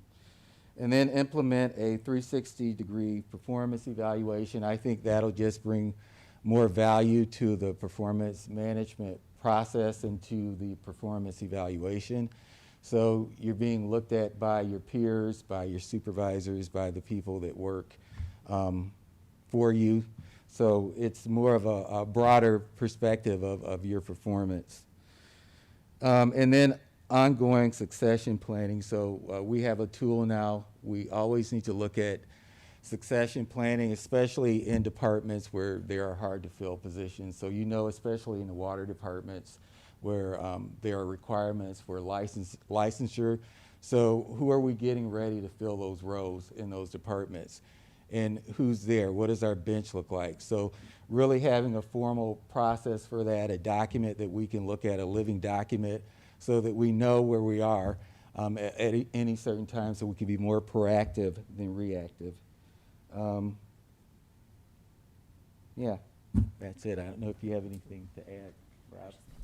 Questions for Don? I was just going to add on the succession planning tool, and one of the things that we've been talking up, as a leadership team is how do I identify, obviously the credentials are one thing, but what are their leadership gaps and development, their soft skills, and how do we make sure that we are kind of working with them to develop a plan? What do they feel like are the areas of weakness for them? What have their peers identified? That's one of the reasons that we said, like, hey, I'd really like to start doing the 360 evaluations. We all need feedback and different perspectives, and we think that that then helps each other grow and be more comfortable providing feedback to each other on an ongoing basis, and being able to look at that on a regular basis as well, not just once a year when you do an evaluation, but what is then the plan to follow up on things that were identified. So Don certainly does a great job, and he did a lot of work throughout COVID, around making sure we're communicating effectively, making sure we're understanding what other communities are doing, all the laws as they were evolving, communication with the employees. So really appreciate Don's work on all of that. Again, making sure you have that strong workforce and a great work environment. He helps, hold us all accountable and make sure that issues are being identified and addressed in a timely fashion, which is important. Questions? Don, you're kind of one of those unsung heroes that, behind the scenes, you do a lot that I'm sure you're not getting enough credit for, but Yeah, I'm sure I was everybody in thinking the that. room that's, yeah. Not the credit part, just kind I of understand. kind I of a understand. support structure. But I'm that you sure don't really everybody see. that's ever worked here appreciates your efforts, and we do too as council. So keep up the good work. Thank you. Okay, Rob, you're up. I don't know really what to add. I'm Rob Martin, Service Safety Director. As I've sat here and listened through my first budget process, every department head that's talked, been here 7 months at this point, a little over 7 months, so I'm still in the process of learning. A couple accomplishments that again, nothing that I've done has been a solo accomplishment. My job is to help provide tools and equipment and to the team and eliminate barriers and roadblocks to achieve success. Be a sounding board, help push things, help encourage things. Every department head that's been up here this evening, been part of that. I remember that, I recall that. But the strength of each one of those individuals that are able to come up here and understand their service line and what they contribute to the this community, and be able to say this is why we're doing what in our specific department budget. I think that needs to be emphasized to all of you, the team that you all have that's running this community. Again, one thing that, again, with police and the unions and fire and the unions and the mayor as a sounding board and consulting in the process, we were able to accomplish another 3-year contract with both the fire and the police unions this fall. Again, the strategic plan's been mentioned over and over and over again in different processes as we look forward to the future. That's something that was able to be accomplished by people in this room, behind me as well as in front of me. So things to look forward to. Again, collaboration, the different team members here that we're talking about what their roles are, from water in, I like to keep it simple, water into the city and water out of the city, from public works, working with the airport. The mayor's done a great job coming up and trying to keep it short, but talk and emphasize what the departments are doing. But, the public works department and what their role was this weekend with the windstorms that came through. Just making sure streets and sidewalks and things that were safe, and, some of the debris that fell, things that are happening in anticipation. I feel obligated with my safety background to say, to call up or text, whoever might be involved, like Dave Hans or whoever, and say, I know you are ready, but reassure me that we're ready for this situation or this event. And people just know what their roles are, and it's very reassuring. So I don't have a lot to add because everyone's done the speaking and talking for me tonight. Anyone have any specific questions for me before I hand it back over to the mayor? Again, 7 months, you hit the good job, hit the ground running. Good job. Keep it up. I appreciate it. We got a long ways to go. Yes, sir. Strategic plan's going to be a big part of on your plate. So looking forward to it. Yep. All right. Yeah. Mayor? Well, just a couple of other things, real quick. We'll kind of just hit. You each have a copy of the budget in brief, and hopefully we're able again to review everything before we went through the individual budgets. Overall, the city continues to be in a strong financial position, but that doesn't happen by accident. As we end up wrap up this year, we'll be giving some funds back. Obviously, that number, based off of our projections, was about 1.76 million under the operations budget, giving back about giving those funds back, and because of our higher revenues, adding to our general fund unappropriated balance. As our departments go through these last couple of weeks, I expect that number actually to probably come in a little bit higher. As we've been talking through the departments, they're like, I think we're good on this. I think we're good on that. I was conservative on the projection there. So hopefully that holds true, and we'll continue to be in a good financial position. The budget before you does have a deficit spend, and I've been looking at so many numbers. I'm like, about $5.2 million deficit projection with the revenue and our operating expenses. The year-over-year increase in the budget is about 7%. So again, going back to that, we manage throughout the year. We try to turn in, our target is always to turn in about 9% of our budget. Again, working within the parameters, giving back, looking for opportunities to manage those expenses. As we look, we do have just a couple. Alicia, if you wouldn't mind going to, oh, sorry, I'm sneaking up on you. I'm just going to hit this real quick, if that's all right with everybody. Just going to show you kind of the budget trends. Do I need, okay. So this is our city income tax. I should have put my glasses on before I came up here. Where you can see the top, the green is the business, the orange is the individual, and the blue is the withholding. So obviously, primarily, we are receiving our revenues from that withholding tax. You see the individual tax is relatively stable, and then we see a little bit of that volatility within the business with the business income tax collections. This year, you can see that spike. Obviously, our revenues came in higher than expected, and we received a little bit of a windfall from some local business activity. We don't expect that, on a consistent basis, but prior to that, we're seeing some decent year-over-year growth in the business income tax. But again, we'll continue to just kind of expect that all to stay steady. Potential decreases as we just go into an economic uncertain time. But overall, continuing to build up that withholding and making sure that we have folks that are working hard in our community. You could go to the next slide, please. Oh goodness, I definitely should have put my glasses on. But this is really just showing you the variance. Obviously, the revenues came in about $6.4 million higher. Expenses came in at about 1.7 lower. So we are adding funds to the from the original budget. We're ending in a strong cash position. So I won't dig into that. That's just another example of the 2022 proposed versus 2021 projected finish. Going to the next slide. This is something you guys have seen regularly. So for those that this is new to, I know it's a lot of different graph lines. We're going to just jump into it in a second.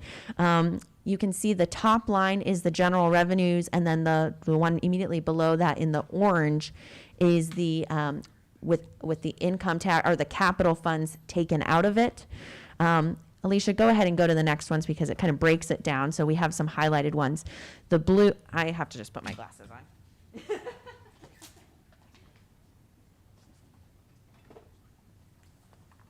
I can see it, but it is very blurry on the descriptions. All right, that's much better. All right, so the blue is the capital, or the purple at the bottom is the capital allocation, which is the difference between our general fund revenues and the general fund excluding capital.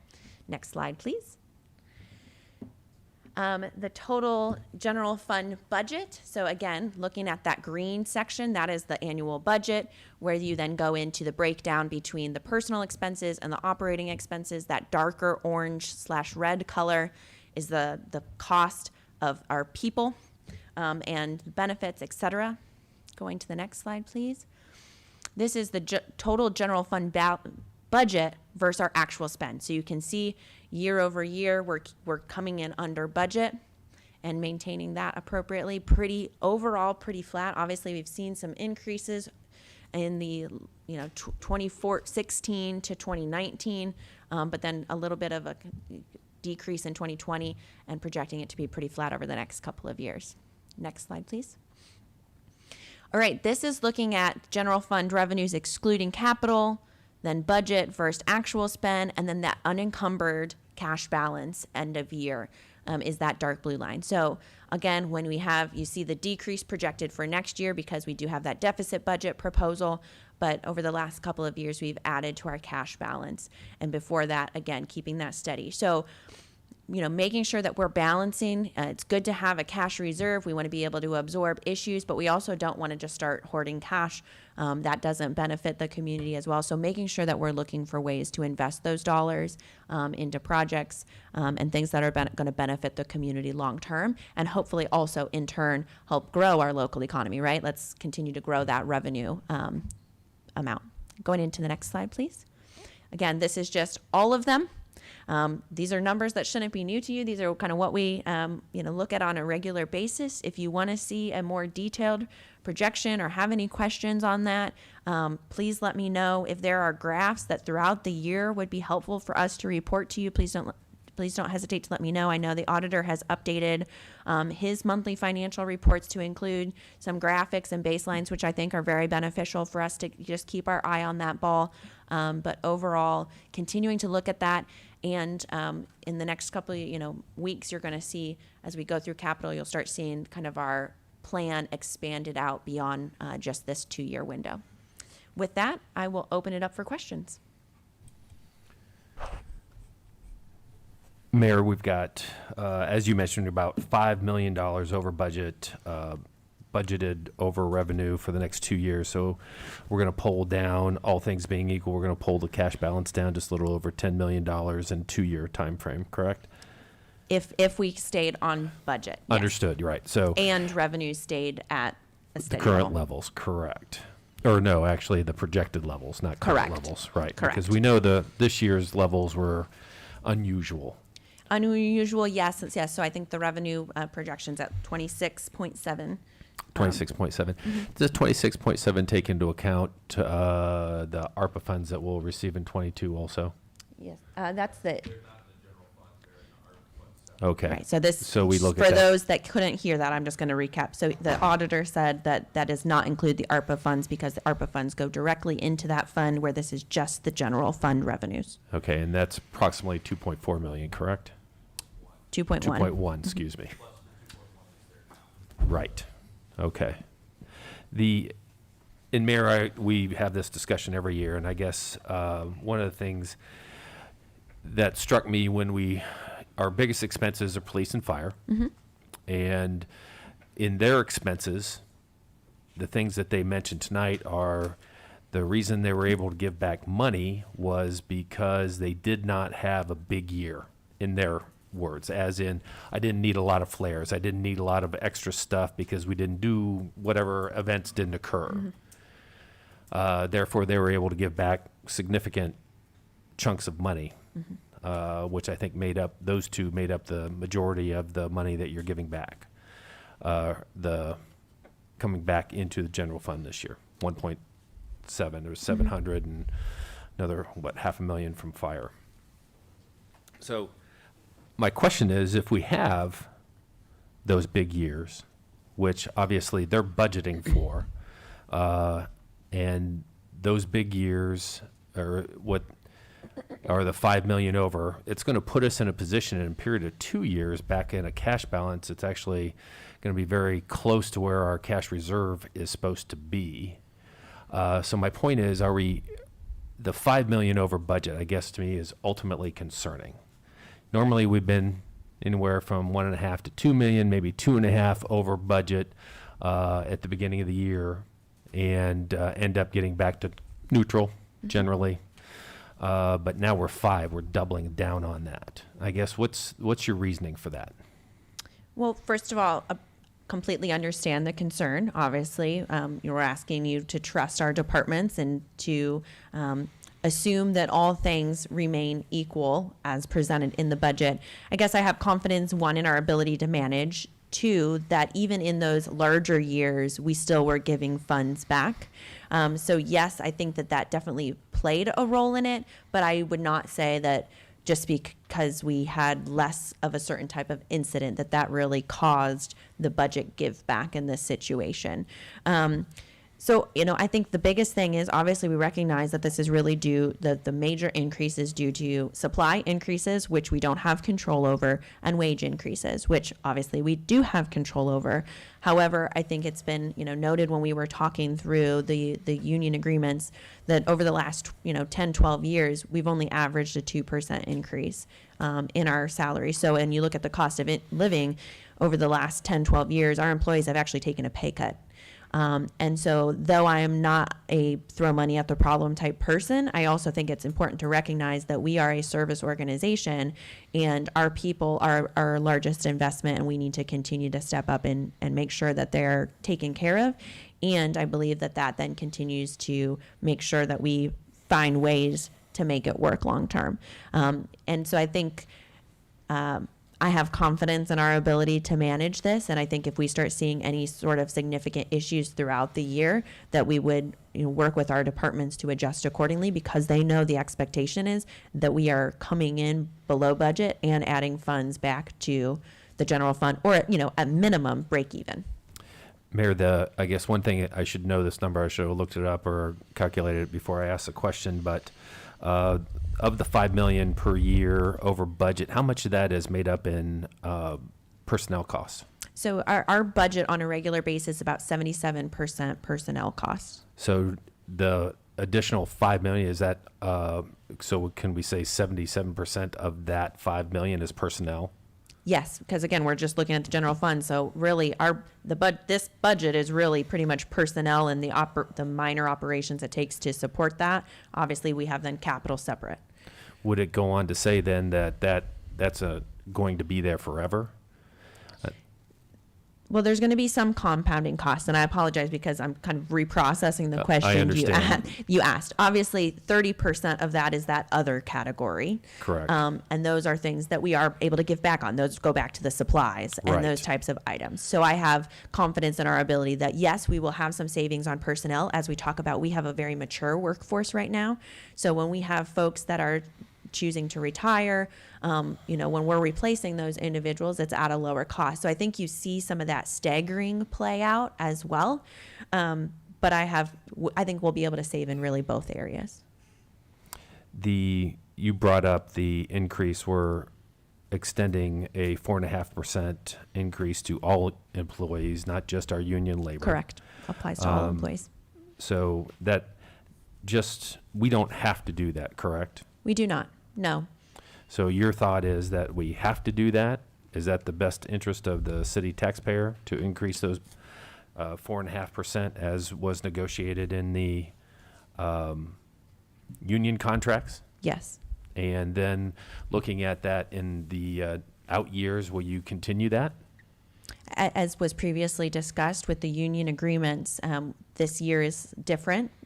Because we wanted to make adjustments for 2020, recognizing that we wanted to keep the union contract tied to the income tax revenue growth over the year. So this period, we're looking at just a 2-year period. So we did see significant increases because it's looked back at, and I always get this confused, 2018, 2019, taking 2020 out. The next year then will be based off of 2019, 2021. And then the third year of the contract, we'll be looking at 19 and now I'm getting, 21, 22. I can't think about 2024 one. That's crazy. Mm-hmm. So 4.5 will be next year.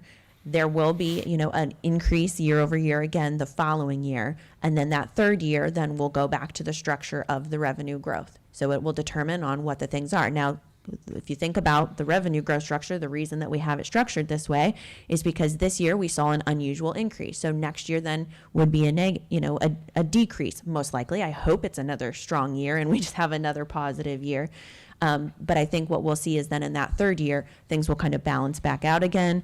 We'll be a better understanding of the cash position, what our revenues look like, as well as we'll be kind of far enough away from the pandemic, God bless us, hopefully all, to be able to then go back to that three-year rolling average with the cap kind of original structure. And I think everybody from the union side, in the conversations seemed very understanding that like that's the expectation. We all felt comfortable with that. It was working well.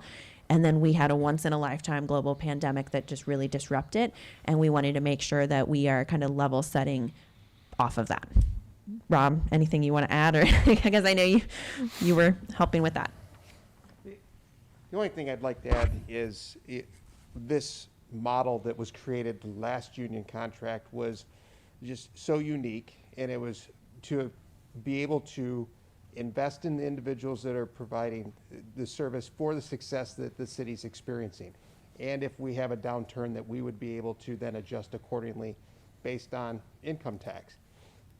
We went through that with a 3-year process, as the mayor pointed out.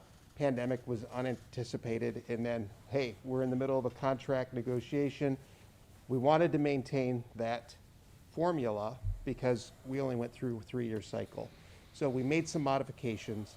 We're going to go through this 3-year cycle. There might be different modifications. You know, with any good process and new plan, you learn and adjust as you go. We feel there's merit behind this formula process. We went through one cycle. We made some adjustments. We're going to learn from those. We'll make some more adjustments, and we'll continue to improve on the process. So, again, the benefit of it is we can flex or constrict based on what the success or restrictions are on our income tax. Mayor, the last question I had then, I didn't go through and add up. How much additional headcount do we have? Are you adding overall? It's not very many. I think it's less than 10, but That's what I was gonna say. I think it's. Rob, do you have that number? I was gonna say it's less than 5 because we have some shifting around. So we discussed with Chief Ring and how he was going to increase to 67, which was the original plan in 2020. Part of that 67 will actually complement the zoning discussion when you talked about the enforcement of the need officer. So that will be a shared. So you see a half here, and it's going to be a blended based on what the needs are of the police department at the time, based on what the busy season is of zoning, if you will. So there's going to be a flex, but that's all contingent on making sure that we're able to employ quality officers to manage our safety side. So, and again, airport, they added in 2021, but we moved someone that was a part-time individual at the airport over to full-time status at cemetery. So again, that was a point I was going to make earlier. You see a lot of movement, but it's not that we're moving talent throughout the actual departments. So it's less than 5 total increase. I don't have that number. I can pull it quick, but it's less than 5. Thank you, Rob. I guess here's my one comment on this, and it's not to be, critical of the situation or critical of your budget, Mayor and Rob, at all, but we're right now we're living in tall cotton, as they say down south. We're cash rich. We've had several things that have turned our way that have allowed us to accrue this amount of cash, and I don't want to fall into the thing that so many corporations tend to do and other entities when they have a lot of cash, is they start adding expenses because they think they can. We know for certain that a lot of that cash that came in this year is not going to happen next year. We know that if anything else, the world is terribly more uncertain now than it has been ever before. So I just caution that we continue, we have to be very cautious about our wage increases and our headcount increases, such that we don't find ourselves in a very short amount of time back where we're having discussions that are not pleasant. That's my one comment. Completely agree. None of us want to be in that position, and we take that very seriously, and so do our department heads. So we will continue to watch that closely and make sure that we're in a strong position moving forward. Other questions? Any other questions? All right. Mayor, you and your team have done a good job. Obviously, we've had some tremendous challenges the last couple of years.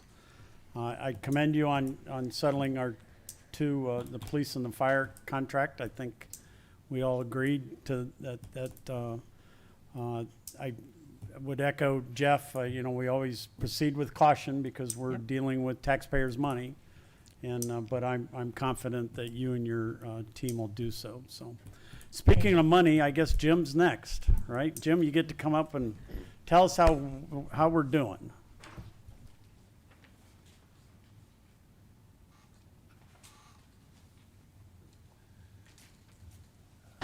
Real quick before I turn the mic over to Ginger to cover some of the basic last minute and various items, including your budget. 2 items that need to bring to your attention for consideration. One is just inside your budget book, we always do the general fund, the summary document, which gives you the numbers. The third number down, proposed severance payout reserve set aside of $1.4 million. We talk about that every year. The difference between this year and last year, in looking at that last year, we had 2 large years of payouts, and right now we're looking at over $2 million if we exclude 2023. This actually included 2023, which was just slightly more. I think it totaled like 2.4 or 2.7 million, and I apologize for not having that exact number on the top of my head. But based on your strong cash position, I would urge you to go ahead and set aside that entire amount. Ultimately, though, the way this is drafted, unless you tell me differently tonight, we're going to plan on that in your first ordinance of the year, setting aside that entire amount to fund those severances. Severances for the new folks being payouts owed your employees that either have retired or are able to retire at any moment that we know about. So if they have other service with a military branch or in another department and they haven't disclosed that to us, which does happen, the number's actually larger. Severance payouts are your largest item of unfunded risk, typically as a municipality. And the state, unfortunately, we've been warned by Moody's and S&P for years, and I think the mayor sent it out, but we all got the notice. What do you know? The state's talking about forcing you to add more to their pension fund to cover costs that are coming that way on behalf of your safety services. So we need to keep an eye on that. You need to talk to your legislators and authorities about that and keep that going. The second item's not a huge dollar item, but it is significant. It had come to my attention in one of your meetings, and I forget exactly which meeting, with some of your members, that Raise the Bar has eliminated your board seat. You don't have a voice there, but they want you $30,000.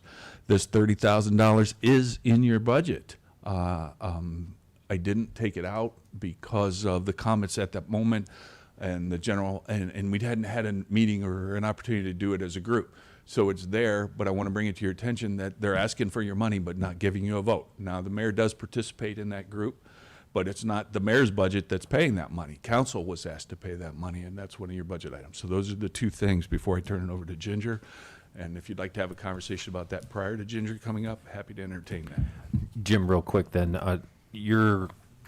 go back to the severance. Total amount you're going to ask for, set aside for severance, is going to be? It's that 1.4. 1.4, and yeah, that covers plus this through 23. That covers you through 23 Thank of you. the known. So Okay. we would adjust it slightly in 23 based on what we know. But this year, going into 22, it is a very large number. A Yeah. very large number of people are eligible to retire. Very good, thank you. And to let the rest of the council know, yes, my board position with Raise the Bar essentially aged out. The board had decided to not keep legacy spots on the board. The mayor is currently, what happened? You're going to be the president now? Take the chair of board next year. So we do have representation there, but Jim is correct. City council does not have any representation on that board any longer. If I may, sorry, Ginger. If I may, so the discussion during the bylaw changes was related to, so originally in the bylaws, the funding organizations that established Raise the Bar had seats on the board. The move was that they no longer wanted to have those required seats, but instead, if council would like to have somebody on the board, they would welcome them onto the board, but they are just not required in the bylaws of the organization anymore. So if someone is interested in serving on that organization, they would certainly welcome consideration of that individual, but they were just getting away from kind of having those paid seats on the board. So happy I to guess, have- Mayor, I forgot then, are those voting, is that a voting position on that Well, you know, board? it would just be like anyone else wanting to be on the board. So they would just say that they're interested in serving on the board, just like it was extended to other individuals. It's just not guaranteed in the bylaws anymore. Okay, but all the board positions are currently filled. Well, there's kind of room around how you fill the board. So I think if True. somebody felt very passionately about wanting to get on the board and being able, I think you can reach out to them. That would not be a problem. It was really just moving away from that kind of paid position. And if you recall, we had that initial funding commitment. We moved away from that. I would say that I would continue to recommend a support of that organization this year. And then again, we can take it up for consideration in the following year. I know Jeff and I had encouraged folks in 2021. I keep forgetting what year it is. I've lost a year of life. 2021 and 2022 to contribute to support, given all of the importance of workforce in the community right now. And then I think we can reevaluate and have them come in and look at, that contribution moving forward. Who's their current board chair? It's Tim Miley is currently the chair, and I'm vice chair, and then Tricia Valesque is the executive director. Yep. And Yeah. then let me think of who else. So Dr. Fell, Troy Roth, Pam Hamlin. There's a couple, Ken Lee, JJ Preston. Trying to think of some of the Angela DeBoski's on there. I'm forgetting at least one other. Who's our treasurer?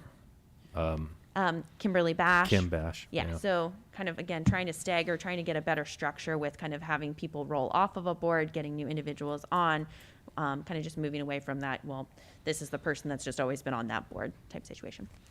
If I could add quickly, you have a meeting next Tuesday, so you have time amongst yourselves to consider it, and at your meeting, I'll revisit the question as to what you'd like us to do for your ordinance one. So I'll bring it up under old or new business, whichever President Harrington thinks is appropriate. Thanks, Jim. To tell council, I think we absolutely continue to fund it. It is something that we need to do for the city. But I do think we should have a serious conversation about our board representation there, since we are spending that money. Okay, any other questions on those two matters? If not, Ginger, introduce yourself. I'm Ginger Sampson. I'm the Deputy City Auditor. I am responsible for being the last person of the night, and it's so exciting to be the last person of the night. We're going to go through a couple of your budgets. The first budget we're going to go through is actually council's budget. There is not a summary sheet. If you look in your gray sheets under expenses, it's on page 1. Your biggest expense that from 21 to 22 that is slightly changing is because of the money that's been put in there, the $150,000 that was put in there for your strategic planning is included in your 2021 budget. That purchase order will carry forward over into 2022, but it's not budgeted again in 2022. Otherwise, like Jim and Christina have said, we went ahead and we've kept everything else the way it's supposed to be. Council is also going to be getting the 4.55% increase by the way that your ordinance is written for the elected officials. Does anybody have any questions about your council budget? Okay. I'm sorry, Ginger, repeat. How much did we put in for strategic planning? $150,000 is what you appropriated. And nothing for 22. Nothing for 22 because that entire purchase order then carries forward into 22. Part of your 2021 budget carries forward into 2022 budget. All right. Thank you. Good? Okay. I would never tell you no, Ginger. All right.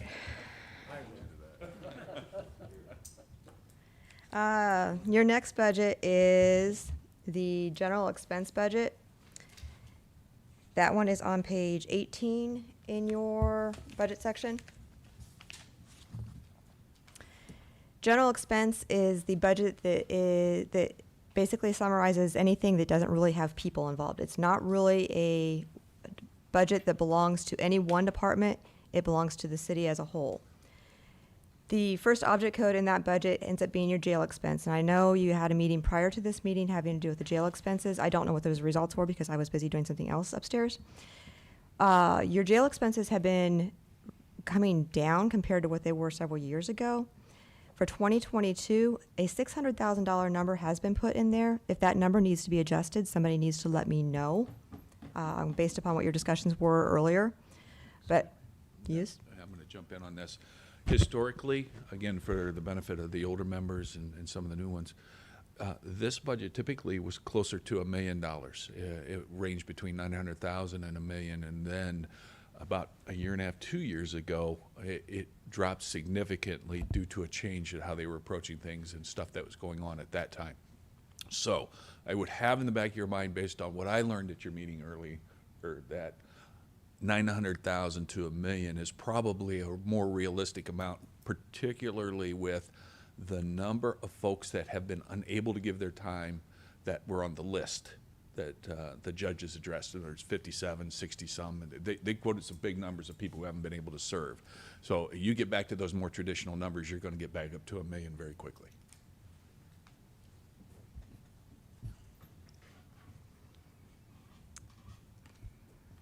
All right, the other numbers of significance in this budget, you have a line on there that says health services. That is the dollar amount that is being, the city's share for Hancock Public Health is $349,000, which you had ordinance in front of you a couple meetings ago discussing this. That's the number that was agreed upon for the 2022 number.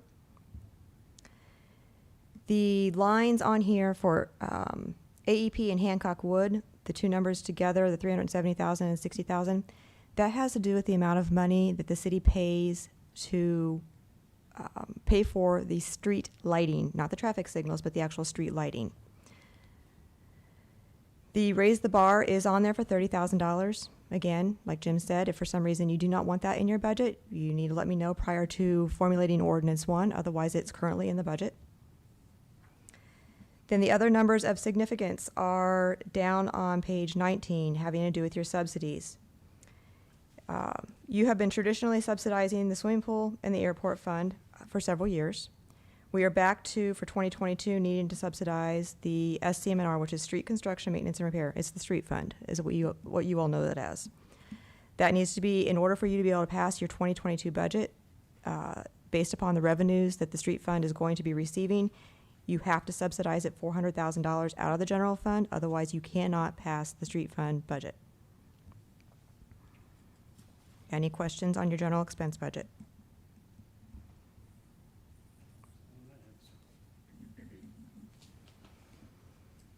Okay. Ginger, where do we pay for street lights? Electricity for street lights, where does that get paid? That's out of this budget. That's for street Oh, lights. I'm sorry, I said street lights, and I'm thinking traffic signals. Thank you. Traffic signals comes out of your street construction, maintenance, and repair fund. Okay, thank you. Okay, your next budget that we're going to go over is self-insurance. That is on page 127.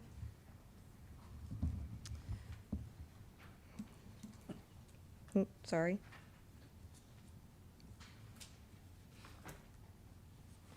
That is wrong. It's on page 128.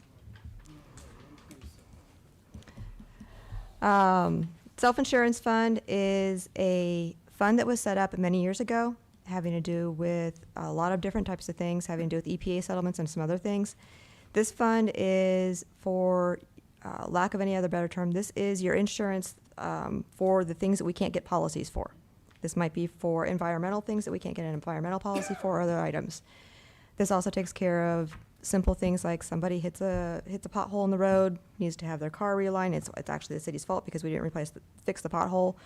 Expenses like that come out of here, as well as your premiums for paying your other insurance policies.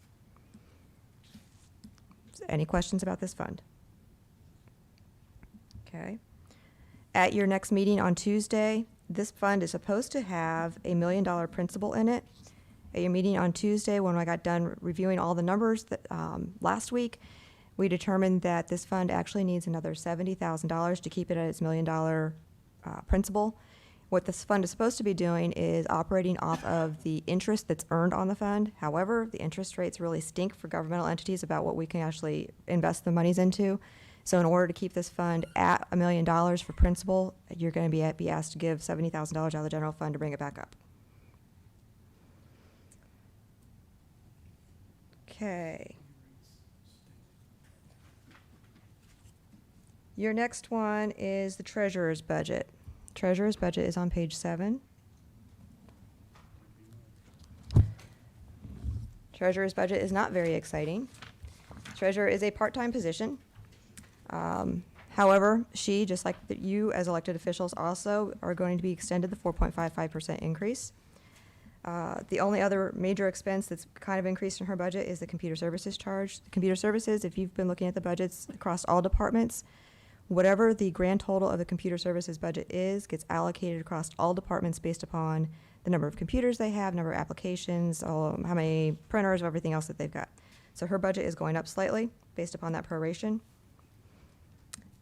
Otherwise, it's pretty much the same. Does anybody have any questions about the treasurer's budget?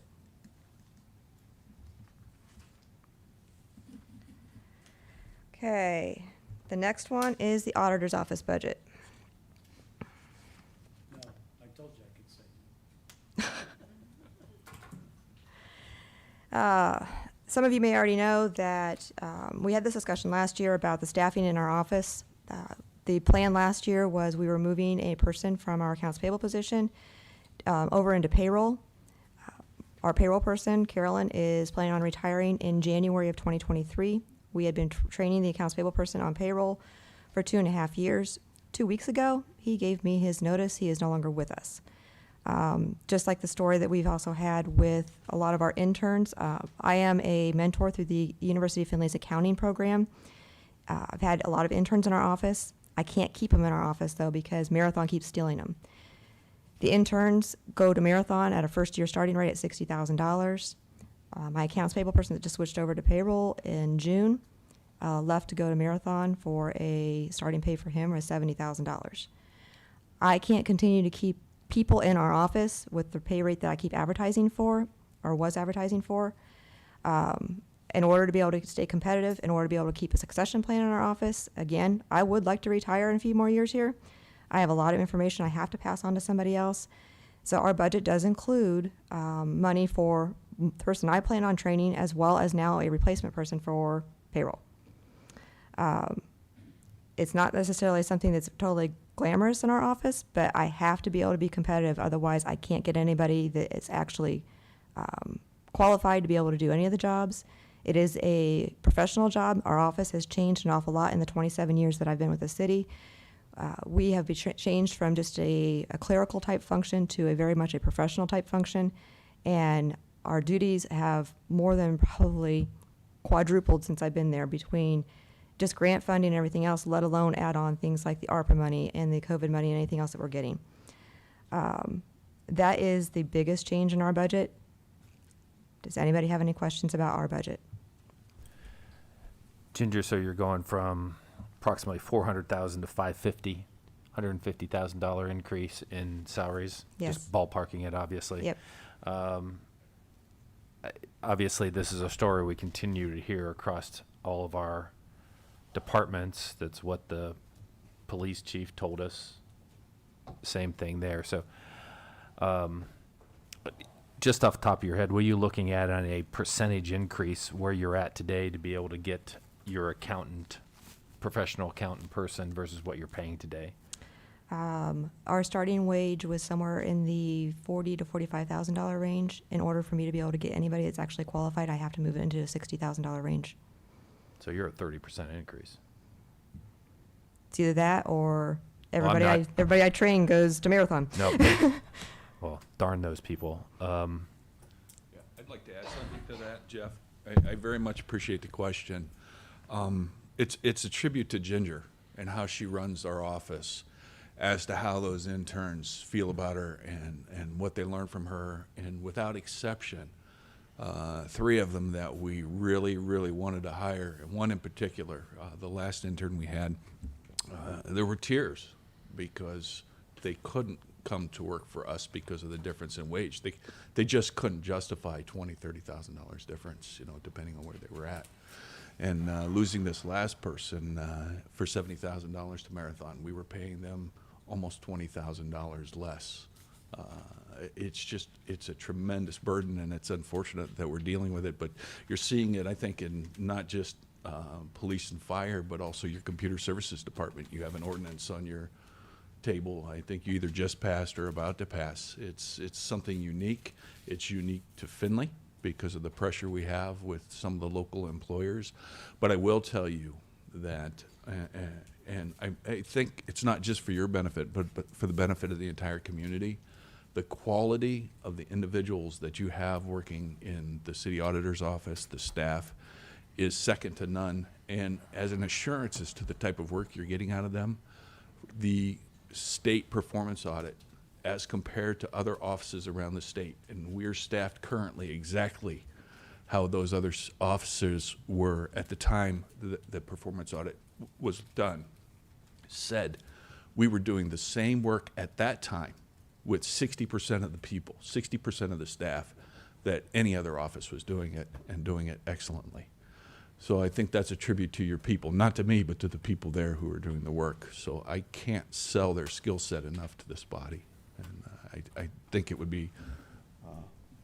Do you know if that'll require an adjustment to the salary ordinance? No, it will not. We made sure that we stayed, and talking to Ginger asked for two things. One, we needed to stay within the bounds of the ordinance that you have in place without an adjustment to those ranges, number one. And number two, I did ask, particularly with the payroll person, because we want a high-quality payroll person. It's a solo job. There's nobody else in that office that knows payroll but Carolyn. And Carolyn's leaving in a year. There would have been, when she left, nobody else in that office that knew payroll other than the person that we've trained. I've asked her to fund that to the cap that the ordinance allows, although we are advertising the position significantly below that to try and stay within the range. We just want to make sure we have the ability. So we budgeted for the worst, we will manage for the best, and we will continue to return dollars to you like every other department in the city, which again is unique to the city of Findlay, how that approach goes.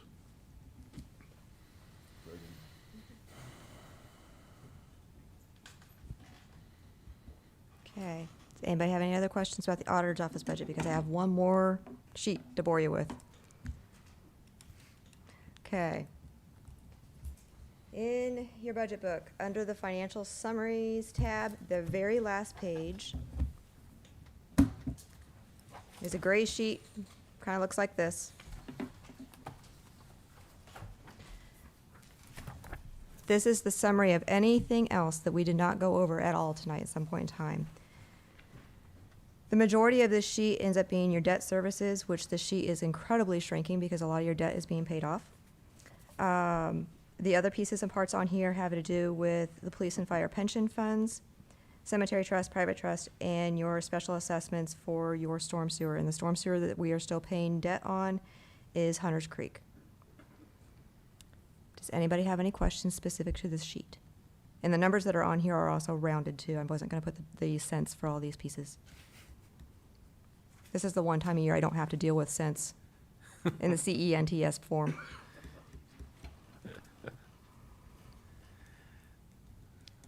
All right. Does anybody have any questions about anything that I've covered? Well done, Ginger. Thank you. Ginger, keep up the good work. Auditor, thank you for your budget book. Mayor, thank you for your budget book. It's for the folks that are new here, if you take the time to read through the first couple of tabs there, you'll learn a lot about how this business runs. So it's really quite a lot of information that they put together for us. So it's greatly appreciated. I know it's a lot of time and effort. For council, just a reminder, on the 21st, will be a swearing-in ceremony prior to regular council business. Some of you have signed up to do that. Some of others have made other arrangements, but And just also, a reminder of that. there's a strategic planning committee meeting. I sent out a note today prior to the swearing-in ceremony. Is there any other business before us this evening? If not, thank you. Welcome to our two newest members. It's done this, I don't know, Grant, how many years have you and I done this? We've done it 8 years? Yeah, not too many, just many. So. Thank you all, appreciate it. If you have any other follow-up questions, don't hesitate to reach out. Tom Schindeldecker and I all came on at the same time. Then Holly. Actually, now I take it back. Holly.